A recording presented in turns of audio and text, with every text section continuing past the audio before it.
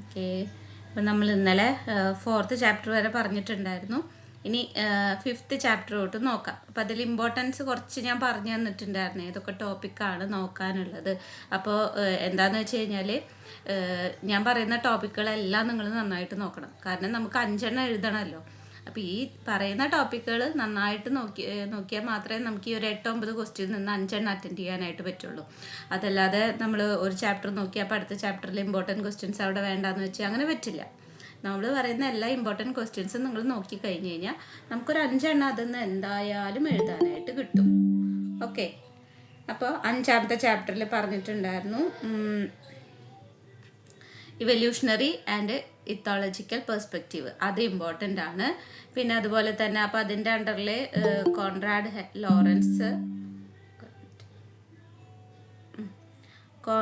Lawrence പിന്നെ അതുപോലെ തന്നെ ഒരു മിനിറ്റ് കേട്ടോ. ഹലോ, ക്ലാസ്സിലാണ്.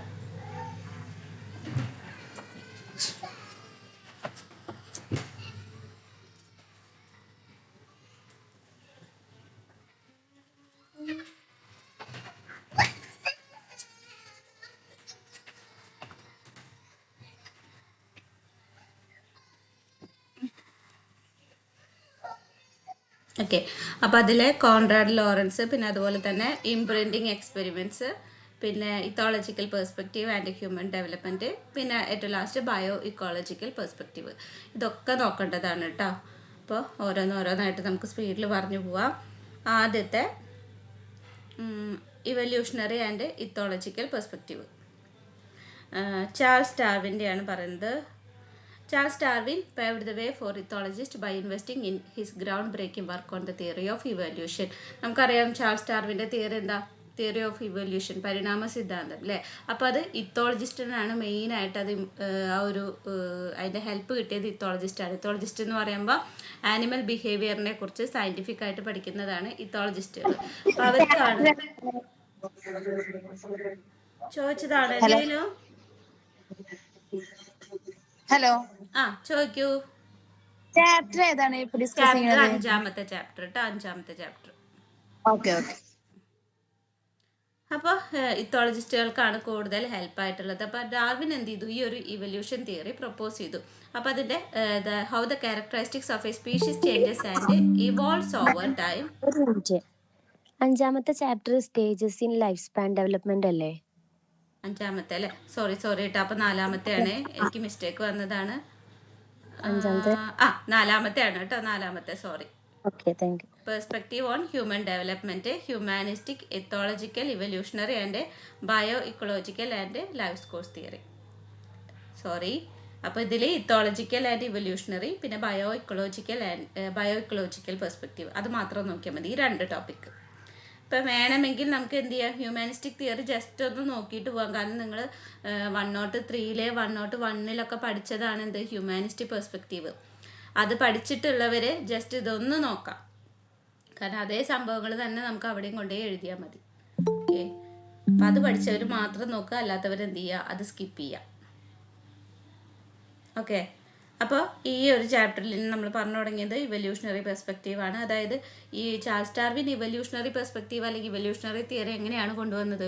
സ്പീഷീസ് എങ്ങനെയാണ് ഓരോ സ്പീഷീസിനും എങ്ങനെയാണ് മാറ്റങ്ങൾ ഉണ്ടാകുന്നത്, അവരെങ്ങനെയാണ് ഓരോ മാറ്റങ്ങൾ എൻവയറമെൻറ്റിൽ ഉണ്ടാകുന്ന ഈ ചേഞ്ചസിനോട് എങ്ങനെയാണ് അഡാപ്റ്റ് ആവുന്നത്, അതാണ് ഇവല്യൂഷണറി തിയറിയിൽ ഉണ്ടായിരുന്നത്.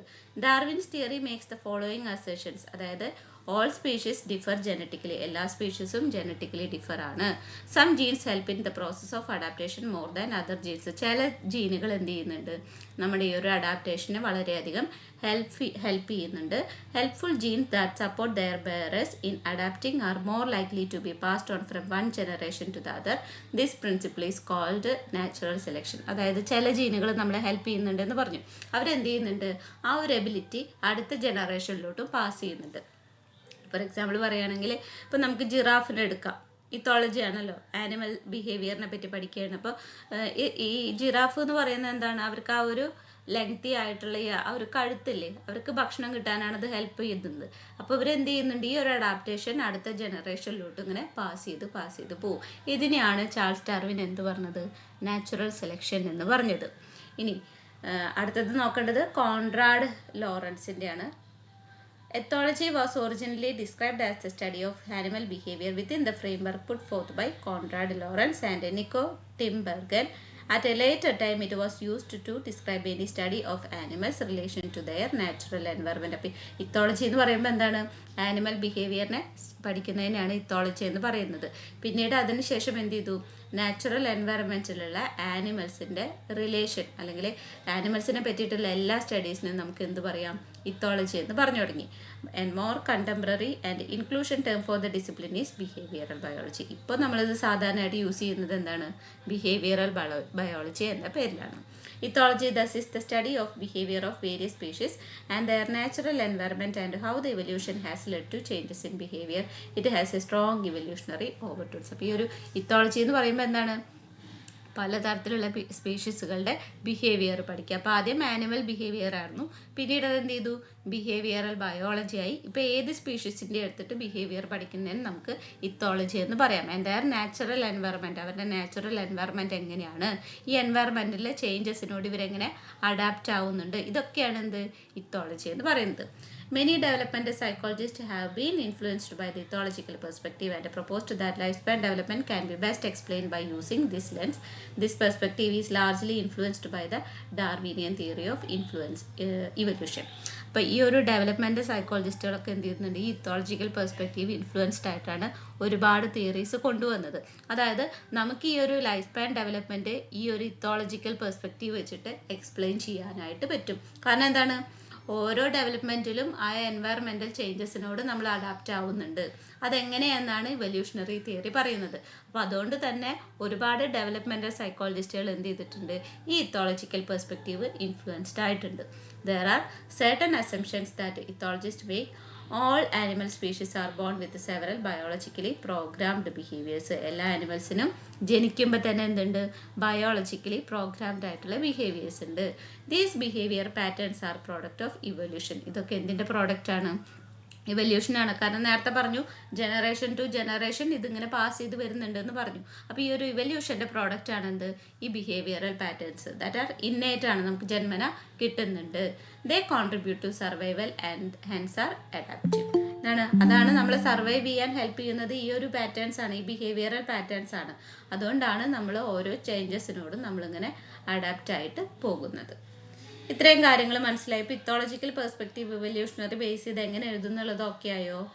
ചാൾസ് ഡാർവിൻ്റെ ഇവല്യൂഷണറി തിയറി എഴുതുക, അതിൽ നിന്ന് നമുക്ക് എന്ത് ചെയ്യാം, ഈ ഇത്തോളജിക്കൽ പെർസ്പെക്റ്റീവ് കണക്ട് ചെയ്ത് എഴുതണം.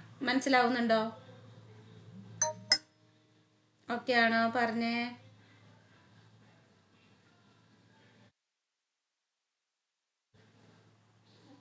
ഓക്കെ ആണോ?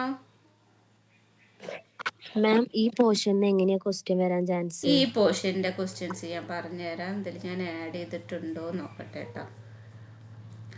കേട്ടോ, explain bio ecological model of human development. അതിനിപ്പോൾ നമ്മൾ പറയും, ലാസ്റ്റത്തെയാണ് ബയോ ഇക്കോളജിക്കൽ മോഡൽ.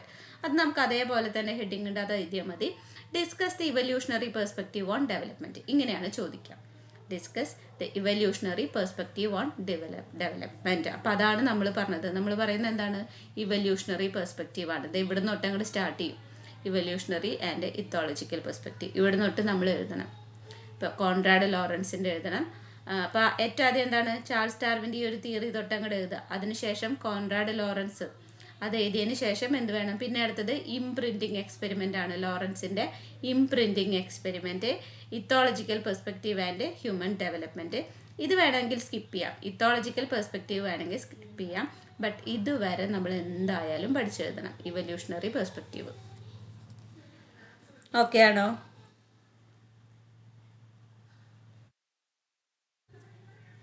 ഓക്കെ. അപ്പോൾ ഇത് അടുത്തത് ഇംപ്രിൻറ്റിങ് എക്സ്പെരിമെൻറ്റ്. ലോറൻസിൻ്റെ ആണ് ഈ ഒരു imprinting experiment. Started studying behaviour patterns in greylag geese that were supposedly programmed within the birds' jeans.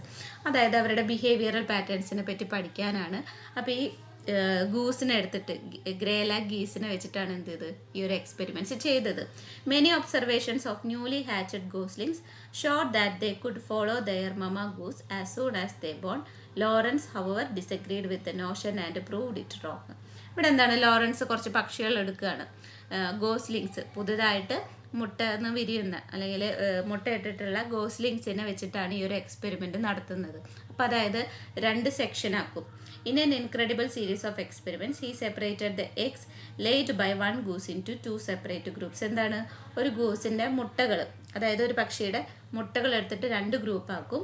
One group was returned to the goose and to be hatched by her, and the other group was put in an incubator for hatching. ഒരു ഗ്രൂപ്പിന് എന്ത് ചെയ്യും, ഈ തള്ളപ്പക്ഷിയുടെ അടുത്ത് തന്നെ വെച്ച് കൊടുക്കും, അത് വിരിയിക്കാനായിട്ട് അതിൻ്റെ അടുത്ത് തന്നെ കൊടുക്കും. മറ്റേ ഗ്രൂപ്പിന് എന്ത് ചെയ്യും, ലോറൻസ് കൊണ്ടുപോയിട്ട് ഇൻക്യുബേറ്ററിൽ വെക്കും. The goslings with mama goose performed as predicted. They followed mama goose as soon as they were hatched. The second group saw Lawrence as soon as they were hatched and followed him everywhere and as if he were their mama goose. അപ്പോൾ എന്ത് ചെയ്തു, predict ചെയ്ത പോലെ തന്നെ മമ ഗൂസിൻ്റെ അടുത്ത് വിരിഞ്ഞ കിളികൾ, കുഞ്ഞു കിളികൾ എന്ത് ചെയ്തു, മമ ഗൂസിനെ തന്നെ ഫോളോ ചെയ്തു. പക്ഷേ ലോറൻസ് കൊണ്ടുപോയിട്ട് ഇൻക്യുബേറ്ററിൽ വെച്ച പക്ഷികളൊക്കെ എന്ത് ചെയ്തു, ലോറൻസിനെ ഫോളോ ചെയ്തു. കാരണം അവർ കണ്ണ് തുറക്കുമ്പോൾ കണ്ടത് ലോറൻസിനെയാണ്. അപ്പോൾ അവരുടെ മമ ഗൂസ് ലോറൻസ് ആണെന്ന് വിചാരിച്ച് എന്ത് ചെയ്തു, അവരൊക്കെ ലോറൻസ് പോകുന്നിടത്തൊക്കെ ആളെന്നെ ഫോളോ ചെയ്ത് പോയി.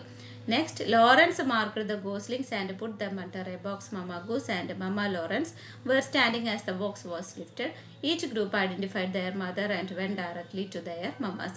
എന്നിട്ട് എന്ത് ചെയ്തു, അടുത്തൊരു എക്സ്പെരിമെൻറ്റും കൂടെ ചെയ്യാണ്. ഒരു ബോക്സിൽ ഇങ്ങനെ വെച്ചിട്ട് മമ ഗൂസിനെ നിർത്തി ലോറൻസ് നിന്നു. എന്നിട്ട് അവരെ അടുത്തേക്ക് വന്നത് ആരാണ്, അത് അമ്മമാരുടെ അടുത്തേക്ക് പോയി. മമ ഗൂസിൻ്റെ അടുത്ത് വിരിഞ്ഞ കുട്ടികൾ അവിടേക്ക് തന്നെ പോയി, ലോറൻസിൻ്റെ അടുത്ത് വിരിഞ്ഞ കുട്ടികൾ അങ്ങോട്ട് തന്നെ പോയി. Lorenz called this process as imprinting. അതിനെയാണ് ഇംപ്രിൻറ്റിങ് എന്ന് വിളിച്ചത്. ഇംപ്രിൻറ്റിങ് എന്ന് പറയുന്നത് ഫസ്റ്റ് ഇവർ കണ്ണ് തുറന്ന വഴിക്ക് ഇവർ ആരെയാണോ കാണുന്നത് അത് അവരുടെ മനസ്സിലോട്ട് പ്രിൻറ്റ് ചെയ്യാണ്. അതിനെയാണ് ഇംപ്രിൻറ്റിങ് എന്ന് പറഞ്ഞത്. Imprinting is the innate, brisk learning response within a limited critical period that involves instant attachment to the first moving objects. കണ്ടോ, അപ്പോൾ അത് ഇന്നേറ്റ് ആണ്. ഇംപ്രിൻറ്റിംഗ് എന്ന് പറയുന്നത് എന്താണ്, ഇന്നേറ്റ് ആണ്, ജന്മന കിട്ടുന്നതാണ്. ആദ്യമായിട്ട് കാണുന്നത് അല്ലെങ്കിൽ ഈ ഒരു ക്രിട്ടിക്കൽ പീരീഡിൽ ഏറ്റവും ആദ്യം കാണുന്ന ഒരു മൂവിങ് ഒബ്ജക്റ്റ് എന്താണോ അതങ്ങോട്ട് മനസ്സിൽ കയറി നിൽക്കും. ഇതിനെയാണ് ഇംപ്രിൻറ്റിങ്. അതെ, ആ ഒരു ലേണിങ്ങിനെ ബ്രിസ്ക് ലേണിംഗ് എന്ന് പറയുന്നു.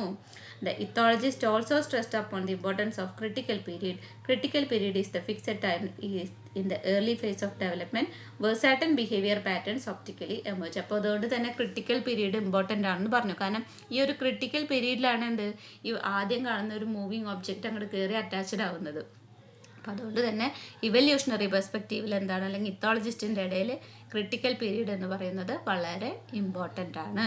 Lawrence concluded that imprinting was an adaptive response for survival because if young birds follow their mothers they would eventually be led to food shelter and safety. അപ്പോൾ ലോറൻസ് ഇതിനെ എങ്ങനെയാണ് പറഞ്ഞത്, ഇതൊരു അഡാപ്റ്റീവ് ആയിട്ടുള്ള response ആണ്. കാരണം അവർക്ക് എന്ത് ചെയ്യണം, സർവൈവ് ചെയ്ത് പോകണം. അപ്പോൾ അവരുടെ അമ്മേനെ ഫോളോ ചെയ്താൽ മാത്രമേ അവർക്ക് ഫുഡ്, ഷെൽട്ടർ, സേഫ്റ്റി ഒക്കെ കിട്ടത്തുള്ളൂ.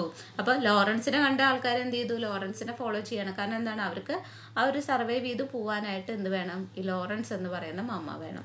On the other hand, if they stray away, they struggle to survive. Hence, over the course of generation, the imprinting behavior becomes innate that helps in creating a bond between a young fledgling and its mother. അപ്പോൾ ഇവിടെ പറഞ്ഞു വന്നത് എന്താ, ഇതിങ്ങനെ മാറി നിൽക്കുകയാണെങ്കിൽ, അവരെ അങ്ങനെ മാറ്റി നിർത്തിയിരുന്നെങ്കിൽ അവർക്ക് സർവൈവ് ചെയ്യാൻ പറ്റില്ല, കാരണം ഒറ്റയ്ക്കായി പോകും. അപ്പോൾ ഈ ഒരു അഡാപ്റ്റേഷന് വേണ്ടിയിട്ടാണ് ഇവരെന്ത് ചെയ്യുന്നത്, ഈ മമ ഗൂസിനെ അല്ലെങ്കിൽ അവർ ആ ഒരു കാണുന്ന ഫസ്റ്റ് ഒബ്ജക്റ്റിനെ അറ്റാച്ച്ഡ് ആയിട്ട് അവരെ ഫോളോ ചെയ്ത് പോകുന്നത്. ഓക്കെ ആണോ, നിങ്ങൾക്ക് ഇവല്യൂഷണറി പെർസ്പെക്റ്റീവ് എന്താണെന്ന് മനസ്സിലായോ? ഇതുവരെ നോക്കിയാൽ മതി, ഇംപ്രിൻറ്റിങ് വരെ നോക്കിയാൽ മതി. അപ്പം ഓക്കെ ആണല്ലോ, പറഞ്ഞേ ഓക്കെ ആണോ? ഓക്കെ, പറഞ്ഞ് മനസ്സിലായില്ലെങ്കിൽ അല്ലെങ്കിൽ എന്തെങ്കിലും ഡൗട്ട് ഉണ്ടെങ്കിൽ ചോദിക്കണം കേട്ടോ. അപ്പം തന്നെ നമ്മളിങ്ങനെ പറഞ്ഞു പോകും വെറുതെ. ഇനി ബയോ ഇക്കോളജിക്കൽ പെർസ്പെക്റ്റീവ് വന്നിട്ടുള്ള ക്വസ്റ്റ്യനാണ്. Bioecological model of human development has received a considerable amount of attention from developmental psychologists. He was a strong critic of lab research and emphasized that the proposed study of development requires one to observe children and adults in their actual environment or in natural context. അപ്പോൾ Yuri ബ്രോഫൻ ബ്രന്നേഴ്സിൻ്റെയാണ് ഈ bio ecological perspective. Development സൈക്കോളജിസ്റ്റിൻ്റെ ഇടയിൽ എന്താണ് ഭയങ്കരമായിട്ട് access ചെയ്തിട്ടുള്ള ഒരു സംഭവമാണ് ഈ biological perspective. ഇവിടെ പറയുന്നത് എന്താണെന്ന് വെച്ച് കഴിഞ്ഞാൽ കുട്ടികളെ അഡൾട്ടിനെയും ഒബ്സർവ് ചെയ്യുമ്പോൾ അവരുടെ ആക്ച്വൽ എൻവയറമെൻറ്റിൽ അല്ലെങ്കിൽ അവരുടെ നാച്ചുറൽ കോണ്ടെക്സ്റ്റിൽ ഒബ്സർവ് ചെയ്യണം. എന്നെങ്കിൽ മാത്രമേ കൃത്യമായിട്ട് ഡെവലപ്മെൻറ്റ് പഠിക്കാനായിട്ട് പറ്റുള്ളൂ എന്നാണ് ഈ ബയോ ഇക്കോളജിക്കൽ പെർസ്പെക്റ്റീവ് വെച്ചിട്ട് പറയുന്നത്. നമുക്കൊരു ഈ ഒരു തിയറിയിൽ ഈ ഒരു സംഭവം നോക്കിക്കഴിഞ്ഞാൽ നമുക്ക് മനസ്സിലാവും. ഈ പിക്ചർ നിങ്ങൾ പഠിക്കണം കേട്ടോ. ബയോ ഇക്കോളജിക്കൽ മോഡലിൽ ഈ പിക്ചർ നിങ്ങൾ പഠിക്കണം, വരച്ചു വയ്ക്കണം. Urie Bronfenbrenner, a Russian-born American developmental psychologist, was a major proponent of the contextual approach to the study of developmental psychology.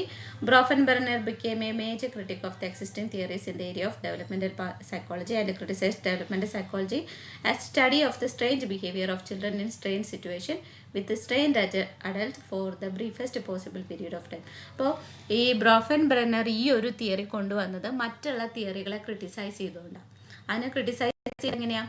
The study of the strange behaviour of children in strange situations with strange adults for the briefest possible period of time. അതായത് കുട്ടികളെ പഠിക്കുന്നത് അല്ലെങ്കിൽ ഡെവലപ്മെൻറ്റിന് അവരുടെ ബിഹേവിയറിനെ പറ്റി പഠിക്കുന്നത് ഒരു strange സിറ്റുവേഷൻസിലാണ്, strange ആയിട്ടുള്ള അഡൾട്ട്സിൻ്റെ കൂടെയാണ്, വളരെ ബ്രീഫസ്റ്റ് വളരെ കുറഞ്ഞ പോസിബിൾ പീരീഡ് ഓഫ് ടൈം വെച്ചിട്ടാണ് ഇതൊക്കെ പഠിക്കുന്നത്. അപ്പം അങ്ങനെ ക്രിട്ടിസൈസ് ചെയ്തിട്ടാണ് എന്ത് ബ്രോഫൻബ്രെന്നർ തൻ്റെ ഒരു തിയറി കൊണ്ടുവന്നത്, അതായത് ബയോ ഇക്കോളജിക്കൽ പെർസ്പെക്റ്റീവ് കൊണ്ടുവന്നിട്ടുള്ളത്.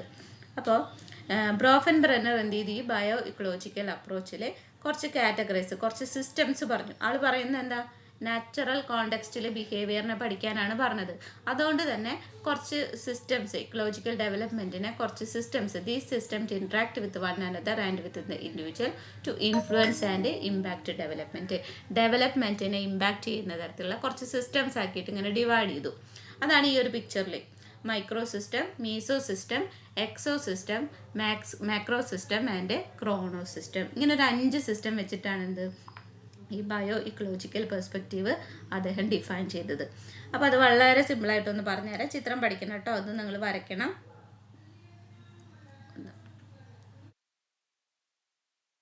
ടെക്സ്റ്റിലുള്ള പിക്ചർ തന്നെയാണ് കേട്ടോ, കണ്ടോ? ഇതിൽ മൈക്രോ സിസ്റ്റം എന്ന് പറയുന്നത് ഇപ്പോൾ ഇവിടെ കണ്ടോ ഒരു ഇൻഡിവിജ്വൽ. ഈ ഒരു ഇൻഡിവിജ്വലിൻ്റെ മൈക്രോ സിസ്റ്റം എന്ന് പറയുന്നത് എന്താ? ഈ ആളിനായിട്ട് നേരിട്ട് ഇടപെടുന്ന ആൾക്കാരാണ് മൈക്രോ സിസ്റ്റത്തിൽ വരിക. കാരണം നിങ്ങൾക്ക് ഇവിടെ നോക്കിയറിയാം, home, school, neighbourhood and immediate family. ഏറ്റവും അടുത്ത് ഇയാൾ തന്നെ നേരിട്ട് ഇടപഴകുന്നത് ആരൊക്കെയാണോ അതാണ് മൈക്രോ സിസ്റ്റത്തിൽ വിടുക. അതായത് family, school, neighbourhood, peer groups, ഇതൊക്കെ നമുക്ക് എന്ത് ചെയ്യാം? ഈ ഒരു മൈക്രോ സിസ്റ്റത്തിൽ കൊണ്ടുവരാം. അതായത് ഡയറക്റ്റ് ആയിട്ട് ഇയാളെ ഇമ്പാക്റ്റ് ചെയ്യുന്നുണ്ടായിരിക്കാം. ഇനി മീസോ സിസ്റ്റം ഉണ്ട്, അതായത് 2 മൈക്രോ സിസ്റ്റത്തിൻ്റെ ഇടയിലുള്ള നെറ്റ്വർക്ക്. കണ്ടോ ഇവിടെ നിങ്ങൾക്ക് കണ്ടറിയാം, ഈ ഒരു മീസോ സിസ്റ്റത്തിൽ കണ്ടോ ഹോമും സ്കൂളും തമ്മിലുള്ള വർക്കിംഗ് ആണ്, നെയ്ബർഹുഡും വർക്കും തമ്മിലുള്ള ഒരു കണ്ടീഷൻ. അങ്ങനെ 2 മൈക്രോ സിസ്റ്റം തമ്മിലുള്ള ഒരു കണ്ടീഷനാണ് എന്ത് മീസോ സിസ്റ്റത്തിൽ വരുന്നത്. 2 ബന്ധങ്ങളുടെ ഒരു നെറ്റ്വർക്ക്. അതായത് വീടും സ്കൂളും തമ്മിൽ ഒരേപോലെ കോപ്പറേറ്റ് ചെയ്ത് പോയി കഴിഞ്ഞ് കഴിഞ്ഞാൽ ഈ ഇൻഡിവിജ്വലിൻ്റെ ഡെവലപ്മെൻറ്റിനെ ഇൻഫ്ലുവൻസ് ചെയ്യും. അതേപോലെ തന്നെ അപ്പോൾ അതായത് ഇപ്പോൾ ടീച്ചേഴ്സും പാരൻസും മീസോ സിസ്റ്റത്തിൽ പെടുന്ന ആൾക്കാരാണ്. ഇവർ 2 പേരെയും വർക്ക് എന്ത് ചെയ്യുന്നുണ്ട്? ഈ ഒരു കുട്ടിയുടെ ഡെവലപ്മെൻറ്റിനെ ഇമ്പാക്റ്റ് ചെയ്യുന്നുണ്ട്. അപ്പോൾ മൈക്രോ സിസ്റ്റം, മീസോ സിസ്റ്റം മനസ്സിലായോ?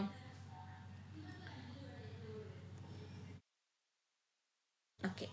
ഇനി മാക്രോ സിസ്റ്റം. മാക്രോ സിസ്റ്റം എന്ന് പറയുന്നത് എക്സോ സിസ്റ്റം എന്ന് പറയുന്നത് വ്യക്തിക്ക് ഈ ഒരു ഇൻഡിവിജ്വലിന് എന്താണ് നേരിട്ട് കോണ്ടാക്റ്റ് ഇല്ല, പക്ഷെ എന്തുണ്ട് പരോക്ഷമായിട്ട് ഇയാളെ കോണ്ടാക്ട് ചെയ്യുന്നുണ്ട്. നമുക്കിവിടെ ചിത്രത്തിൽ നോക്കി അറിയാനായിട്ട് പറ്റും. എക്സോ സിസ്റ്റത്തിലെ പാരൻസിൻ്റെ വർക്ക് പ്ലേസ്. ഇപ്പോൾ ഒരു കുട്ടിയുടെ കാര്യമാണ് നമ്മൾ പറയുന്നതെന്ന് വിചാരിക്കുക. പാരൻസിൻ്റെ വർക്ക് പ്ലേസ് എങ്ങനെ ഇമ്പാക്റ്റ് ചെയ്യാം? പാരൻസിൻ്റെ വർക്ക് പ്ലേസ് ഓക്കെ ആണെങ്കിൽ പാരൻറ്റിന് എന്തുള്ളൂ? ഫിനാൻഷ്യലി സപ്പോർട്ട് കിട്ടുള്ളൂ. ഫിനാൻഷ്യലി സപ്പോർട്ട് ഉണ്ടെങ്കിൽ മാത്രമേ ഇൻഡിവിജ്വലിന് ഈ ഒരു കുട്ടിക്ക് നല്ല രീതിയിൽ ജീവിക്കാനായിട്ട് പറ്റുള്ളൂ. അങ്ങനെ ആലോചിച്ചാൽ മതി. അപ്പോൾ എക്സോ സിസ്റ്റം എന്ന് പറയുന്നത് എന്താണ്? ഈ ഒരു ഇൻഡിവിജ്വലിനെ നേരിട്ടിട്ട് ഇതിലൊരു പങ്കുമില്ല, പക്ഷെ എന്ത് ചെയ്യുന്നുണ്ട്? വളരെയധികം ഇമ്പാക്റ്റ് ചെയ്യുന്നുണ്ട്. This is about the influence of the indirect environment. കണ്ടോ, ഡയറക്റ്റ് ആയിട്ട് ഇൻഫ്ലുവൻസ് ചെയ്യുന്നില്ല, ഇൻഡയറക്റ്റ് എൻവയറമെൻറ്റ് ആണെന്ത് എക്സോ സിസ്റ്റം എന്ന് പറയുന്നത്. ഇനി അടുത്തത് macro system. This contextual field represents the larger cultural forces that influence the individual, society, community, government, etc. ഇവിടെ എന്താണ്? ഒരു minute.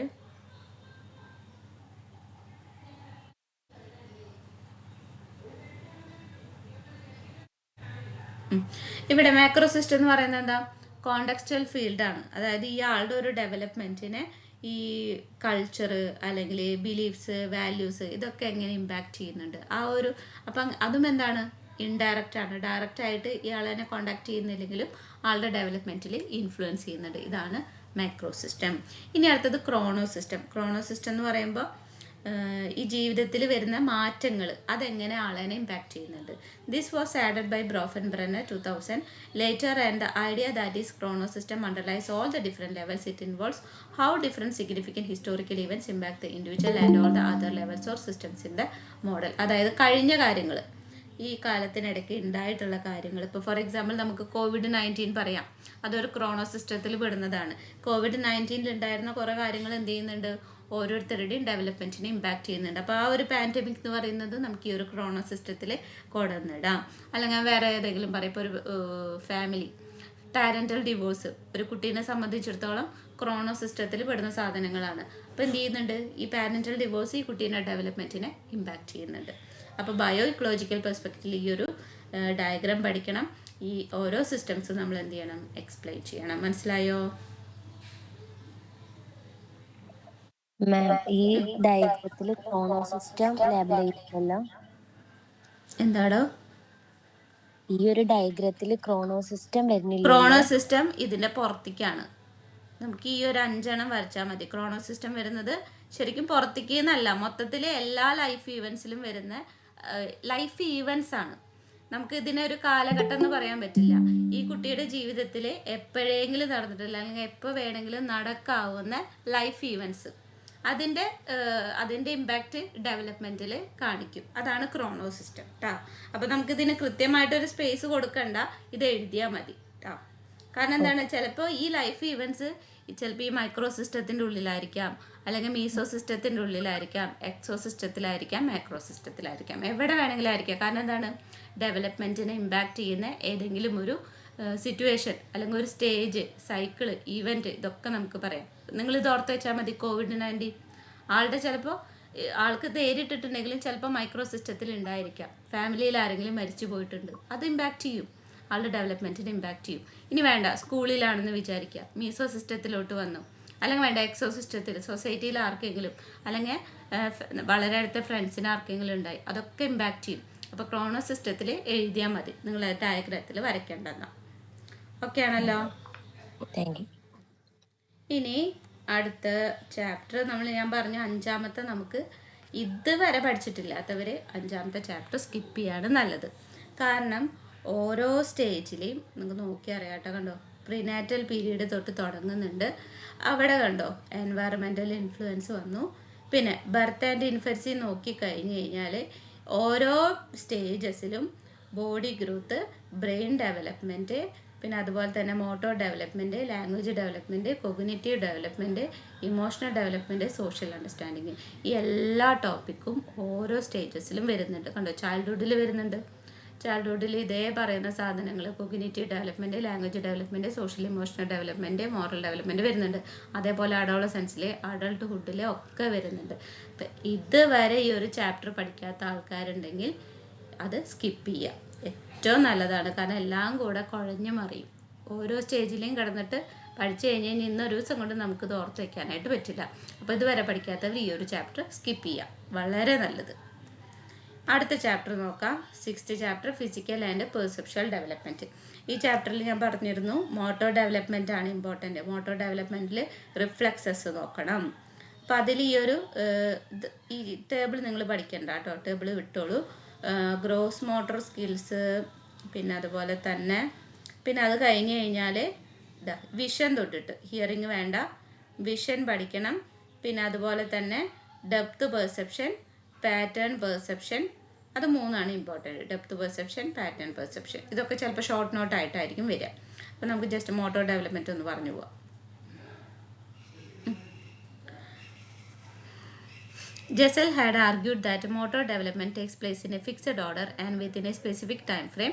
However, later studies demonstrated that the sequence of developmental milestone is not fixed and may not be completely due to heredity. ഇപ്പോൾ ഇവിടെ എന്താണ് ജെസൽ പറയുന്നത് എന്താണെന്ന് വെച്ചാൽ motor development ഒരു ഫിക്സഡ് ഓർഡറിലാണ് പോകുന്നത്. അതായത് കൃത്യമായിട്ട് അതിനൊരു ടൈം ഫ്രെയിം ഉണ്ടായിരിക്കും. അതിൻ്റെ ഇടയിൽ ഈ ഡെവലപ്മെൻറ്റ് ഭയങ്കര ഫിക്സഡ് ആയിട്ടുള്ള ഒരു ഓർഡറിൽ നടക്കുന്നുണ്ട്.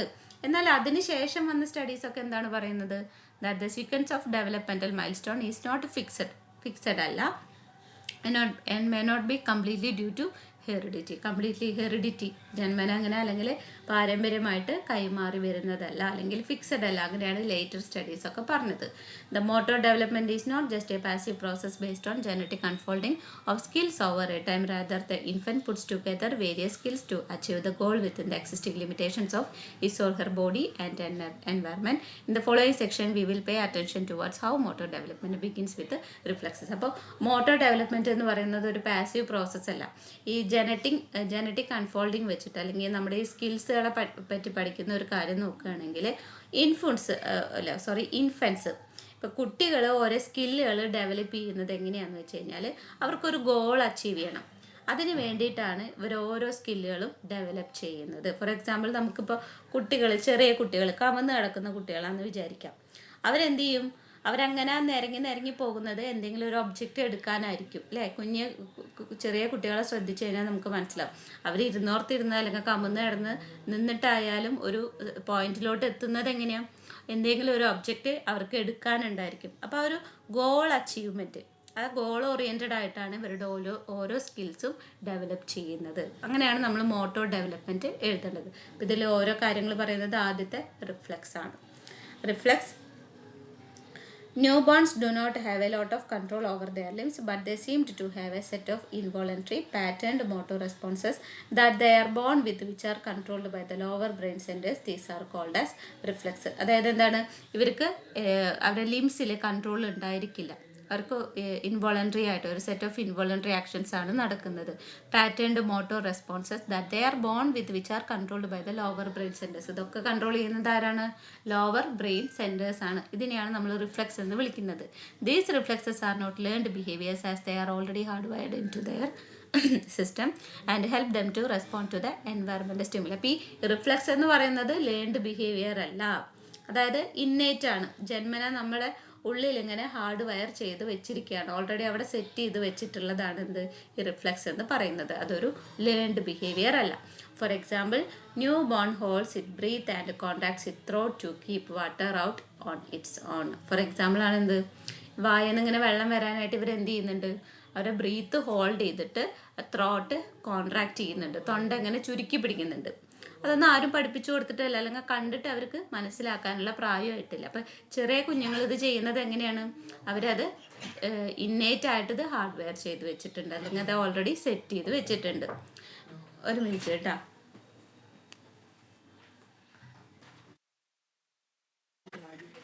ഇല്ല ഇന്നത്തെ ഇവിടെ ഉണ്ടാവും ഞാൻ ക്ലാസ്സിൽ.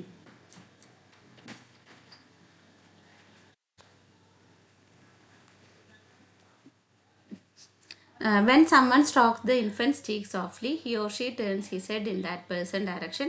This is called a rooting reflex. ഇനി വേറൊരെണ്ണം പറയുന്നുണ്ട്. നമ്മൾ ആരെങ്കിലും ഇവരുടെ കുഞ്ഞുങ്ങളുടെ കവിളിൽ തൊട്ട് കഴിഞ്ഞാൽ അവർ ആ ഒരു ഡയറക്ഷനിലേക്ക് തിരിക്കും. അതിനെയാണ് റൂട്ടിംഗ് റിഫ്ലെക്സ് എന്ന് പറയുന്നത്. എന്താണ് rooting reflex? Reflex have an adaptive value and thus are considered as genetically carried survival mechanism. അപ്പോൾ ഈ റിഫ്ലെക്സിന് എന്തുണ്ട്? അഡാപ്റ്റീവ് വാല്യൂ ഉണ്ട്. കാരണം അവർക്ക് സർവൈവ് ചെയ്ത് പോകാനാണ് ഇവർ ഈ റിഫ്ലെക്സുകൾ കാണിക്കുന്നത്. Survival മെക്കാനിസമാണ്. Another one is the sucking reflex, which enables the infant to get nourishment even before they have associated a nipple or breast with the food. കുഞ്ഞുങ്ങൾ ബ്രസ്റ്റ് അല്ലെങ്കിൽ നിപ്പിളൊക്കെ അവരുടെ അടുത്തേക്ക് ചെല്ലുമ്പോൾ അവർ സക്ക് ചെയ്യാനായിട്ട് നോക്കും. സക്കിങ് റിഫ്ലെക്സ് ആണ്. കാരണം അവർക്ക് എന്ത് വേണം? അവർക്ക് ഫുഡ് വേണം. അപ്പോൾ അവർ സർവൈവ് ചെയ്യാനും കൂടിയാണ് എന്ത്? ഈ റിഫ്ലെക്സുകൾ കാണിക്കുന്നത്. അപ്പോൾ ഈ ഒരു റിഫ്ലെക്സിന് എന്തെന്ന് പറയാം? സക്കിങ് റിഫ്ലെക്സ് എന്ന് പറയാം. ഇനി മോറോ റിഫ്ലെക്സ് ഉണ്ട്. occurs in response to a sudden or intense noise from the environment. പെട്ടെന്ന് വലിയൊരു ഒച്ച ഉണ്ടായി കഴിഞ്ഞ് ഇവരെന്ത് ചെയ്യും? ഞെട്ടും. മോറോ reflex. When the infant is alarmed, he or she arches its back, throws back its head and flings out its arm and legs, which is followed by another rapid movement of closing arms and legs. കണ്ടിട്ടുണ്ടായിരിക്കും കുഞ്ഞുങ്ങളൊക്കെ ഉള്ളവർ, അല്ലെങ്കിൽ ആർക്കെങ്കിലൊക്കെ അടുത്ത് കുഞ്ഞുങ്ങളൊക്കെ ഉണ്ടെന്നുണ്ടെങ്കിൽ ശ്രദ്ധിച്ചിട്ടുണ്ടായിരിക്കും. ഞെട്ടുന്ന സമയത്ത് ഇവരെന്ത് ചെയ്യും, പിൻവശം ഇങ്ങനെ നന്നായിട്ട് ഇങ്ങനെ വളഞ്ഞ് കൈകാലുകളൊക്കെ ഇങ്ങനെ ബലമായിട്ട് മുറുക്കി പിടിച്ച് ഭയങ്കരമായിട്ട് ഒച്ചയുള്ള സൗണ്ട് കേട്ട് ഇവർ ഇതൊക്കെ കാണിക്കും. ഇതിനെയാണ് നമ്മൾ എന്ത് പറയുന്നത്, മോറോ റിഫ്ലെക്സ് എന്ന് പറയുന്നത്. It is like an attempt to grab some support while falling and definitely has survival value. ഇപ്പം ഇതെന്താണത്, മറ്റുള്ളവരുടെ ശ്രദ്ധ കിട്ടാനാണ്. ഇവർ ഈ ഒരു സൗണ്ട് കേട്ടിട്ട് ഇങ്ങനെ ഞെട്ടിത്തെറിച്ച് ഇതൊക്കെ കാണിക്കുമ്പോൾ മറ്റുള്ളവർ ഇവരെന്ത് ചെയ്യും, പെട്ടെന്ന് എടുക്കും. നിലത്ത് വീഴാതിരിക്കാനായിട്ട് ഇവരെന്ത് ചെയ്യും, പെട്ടെന്ന് എടുക്കും. അപ്പം ഇതിനൊരു സർവൈവൽ വാല്യൂ ഉണ്ട്. അപ്പോൾ 3 reflex, rooting reflex, sucking reflex, Moro reflex. Okay ആണോ? അതാണ് ഞാൻ പറഞ്ഞത്, നമ്മൾ ആ ഒരു ടേബിൾ പഠിക്കണ്ട, ഇങ്ങനെ ഈ ഒരു റിഫ്ലെക്സുകൾ നോക്കി വെച്ചാൽ മതി. ഓക്കെ ആണോ?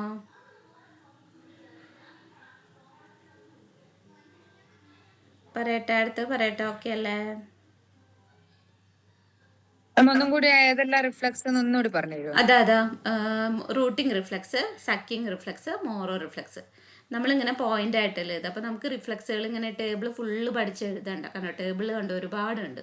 അപ്പോൾ അത് വേണ്ട, നമുക്ക് എന്ത് ചെയ്യാം, ഇങ്ങനെ പാരഗ്രാഫായിട്ട് പോയിന്റായിട്ട് എഴുതാം. അപ്പോൾ റൂട്ടിംഗ് റിഫ്ലെക്സ് എന്ന് പറയുന്നത് എന്താ, കവിള് തൊട്ട് കഴിഞ്ഞാൽ അവരുടെ ആ ഒരു പൊസിഷനിലോട്ട് തല തിരിക്കും, ടേൺ ചെയ്യും. അതിനാണ് നമ്മൾ റൂട്ടിംഗ് റിഫ്ലെക്സ് എന്ന് പറയുന്നത്.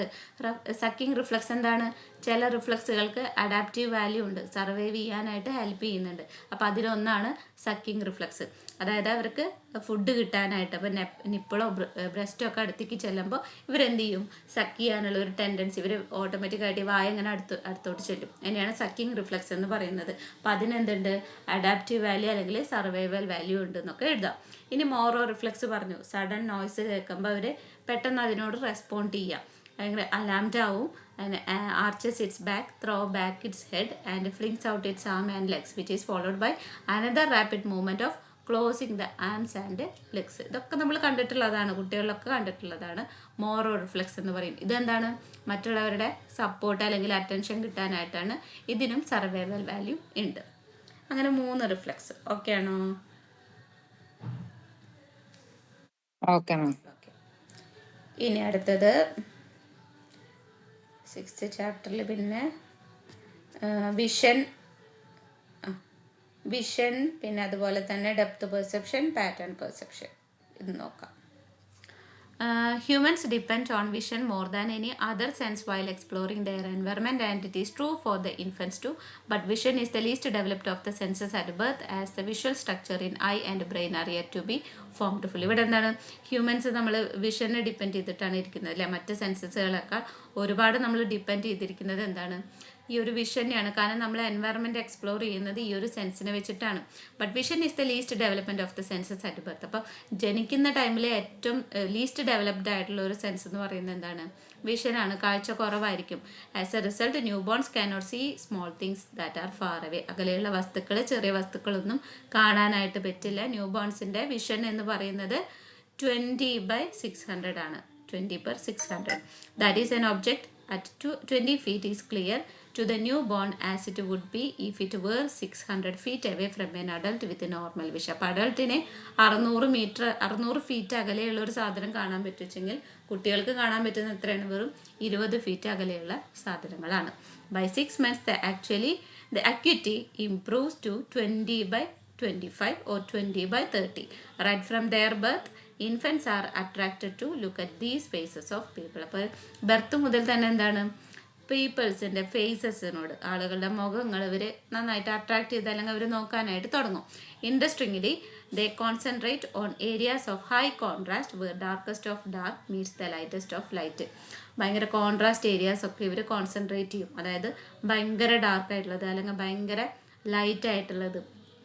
ശ്രദ്ധിച്ചിട്ടുണ്ടായിരിക്കും, റെഡ് കളറൊക്കെ ഇവർ പെട്ടെന്ന് ക്ലിക്ക് ചെയ്യും. ഇവർ അത് കൂടുതലായിട്ട് ഫോക്കസ് ചെയ്യുന്നത് കാണാം. അപ്പോൾ ഭയങ്കര കോൺട്രാസ്റ്റ് ആയിട്ടുള്ള ഏരിയാസ് ഉണ്ടെങ്കിൽ ഇവർ അതിനോട് പെട്ടെന്ന് ഇൻട്രസ്റ്റിംഗിൽ അവർ കോൺസെൻട്രേറ്റ് ചെയ്യുന്നതായിട്ട് കാണാം.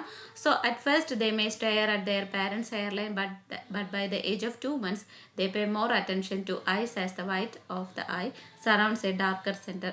ഇനി അതേപോലെ തന്നെ പാരൻസിൻ്റെ ഹെയർ ലൈൻ, ബ്ലാക്ക് ആണല്ലോ, ഡാർക്ക് കളറാണ്. അപ്പം അതുകൊണ്ട് തന്നെ അത് അവർക്ക് പെട്ടെന്ന് ക്യാച്ച് ചെയ്യാനായിട്ട് പറ്റും.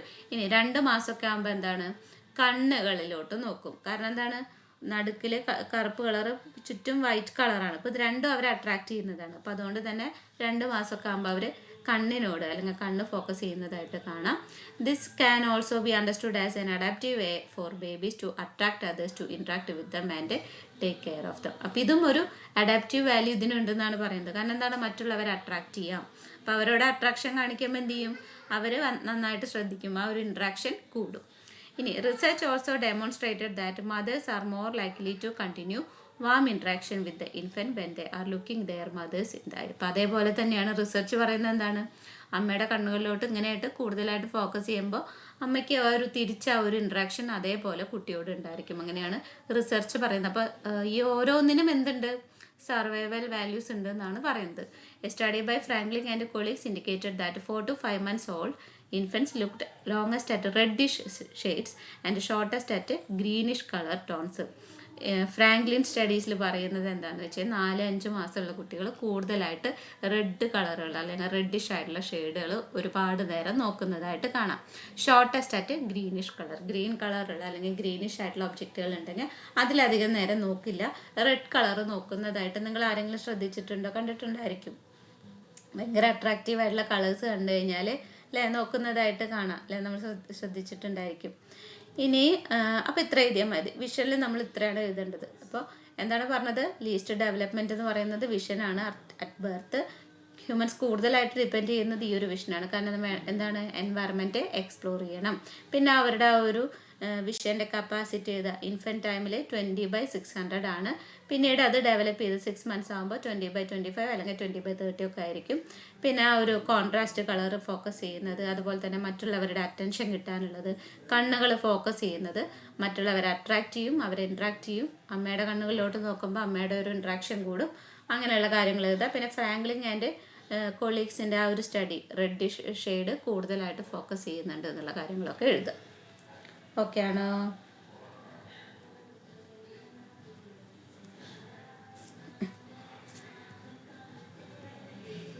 ഇനി pattern perception. As infants grow older, they prefer complex patterns over the simpler ones as a basic brain stimulus. അതായത് കോംപ്ലക്സ് ആയിട്ടുള്ള പാറ്റേൺസ് കൂടുതലായിട്ട് അവർ പ്രിഫർ ചെയ്യുന്നുണ്ടായിരിക്കും. സിംപ്ലറിനേക്കാൾ കൂടുതൽ കോംപ്ലക്സ് പാറ്റേൺസ് ആണ് അവർ പ്രിഫർ ചെയ്യുക.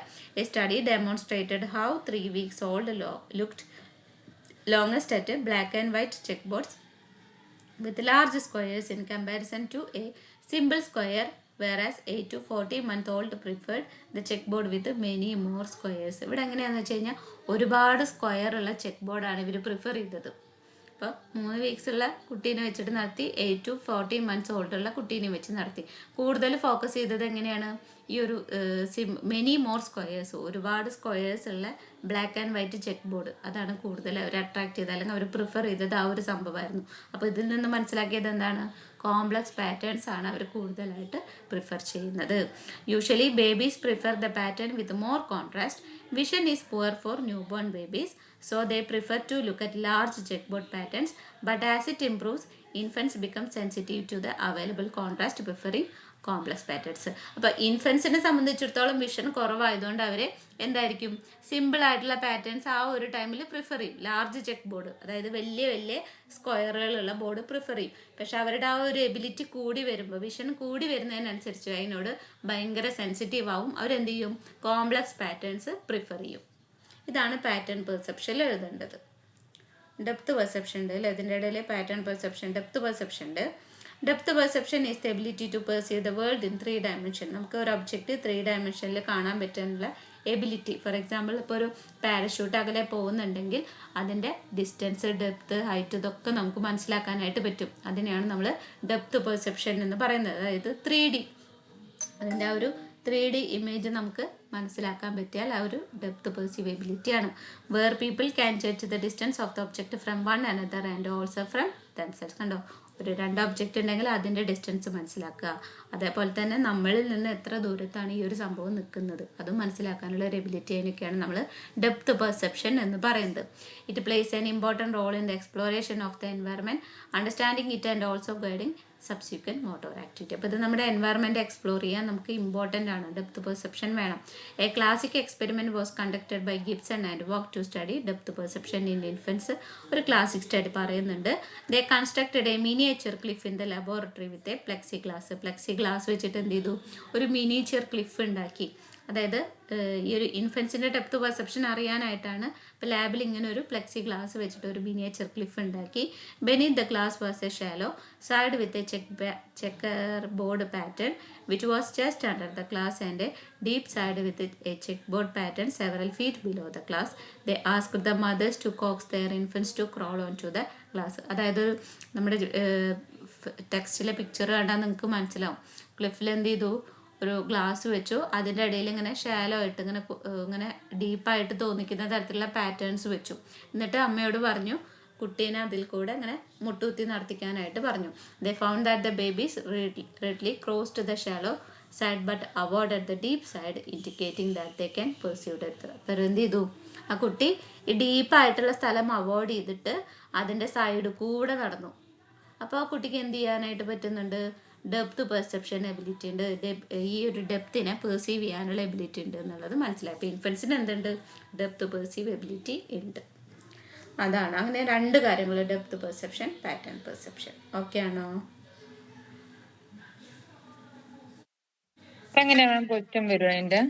ക്വസ്റ്റ്യൻ നമുക്ക് ഡെപ്ത് പെർസെപ്ഷൻ അല്ലെങ്കിൽ പാറ്റേൺ പെർസെപ്ഷൻ എന്ന് പറഞ്ഞിട്ട് വെറുതെ ഷോർട്ട് നോട്ട് ആവും വരിക. അത്രേ വരുള്ളൂ. എല്ലാം ഡിഫറെന്റ് ഷോർട്ട് നോട്ടിൽ തന്നെ വരും. ഷോർട്ട് നോട്ട് ആയിട്ടാണ് കണ്ടിട്ടുള്ളത്. പിന്നെ അതുപോലെ തന്നെ വിഷൻ ഷോർട്ട് നോട്ട് ആയിട്ടാണ് കണ്ടിട്ടുള്ളത് കേട്ടോ.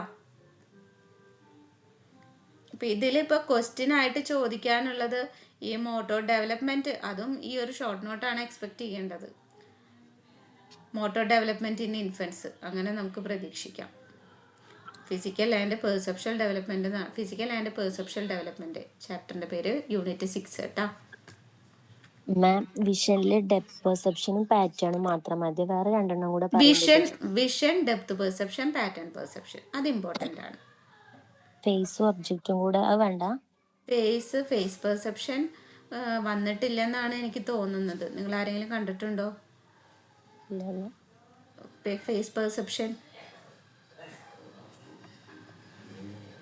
കുഴപ്പമില്ല, നമുക്കിത് 3 ഇമ്പോർട്ടൻ്റ് ഇതുവരെ വന്നിട്ടുള്ളത്. എനിക്ക് ഈ 3 തോന്നിയിട്ടുള്ളത്.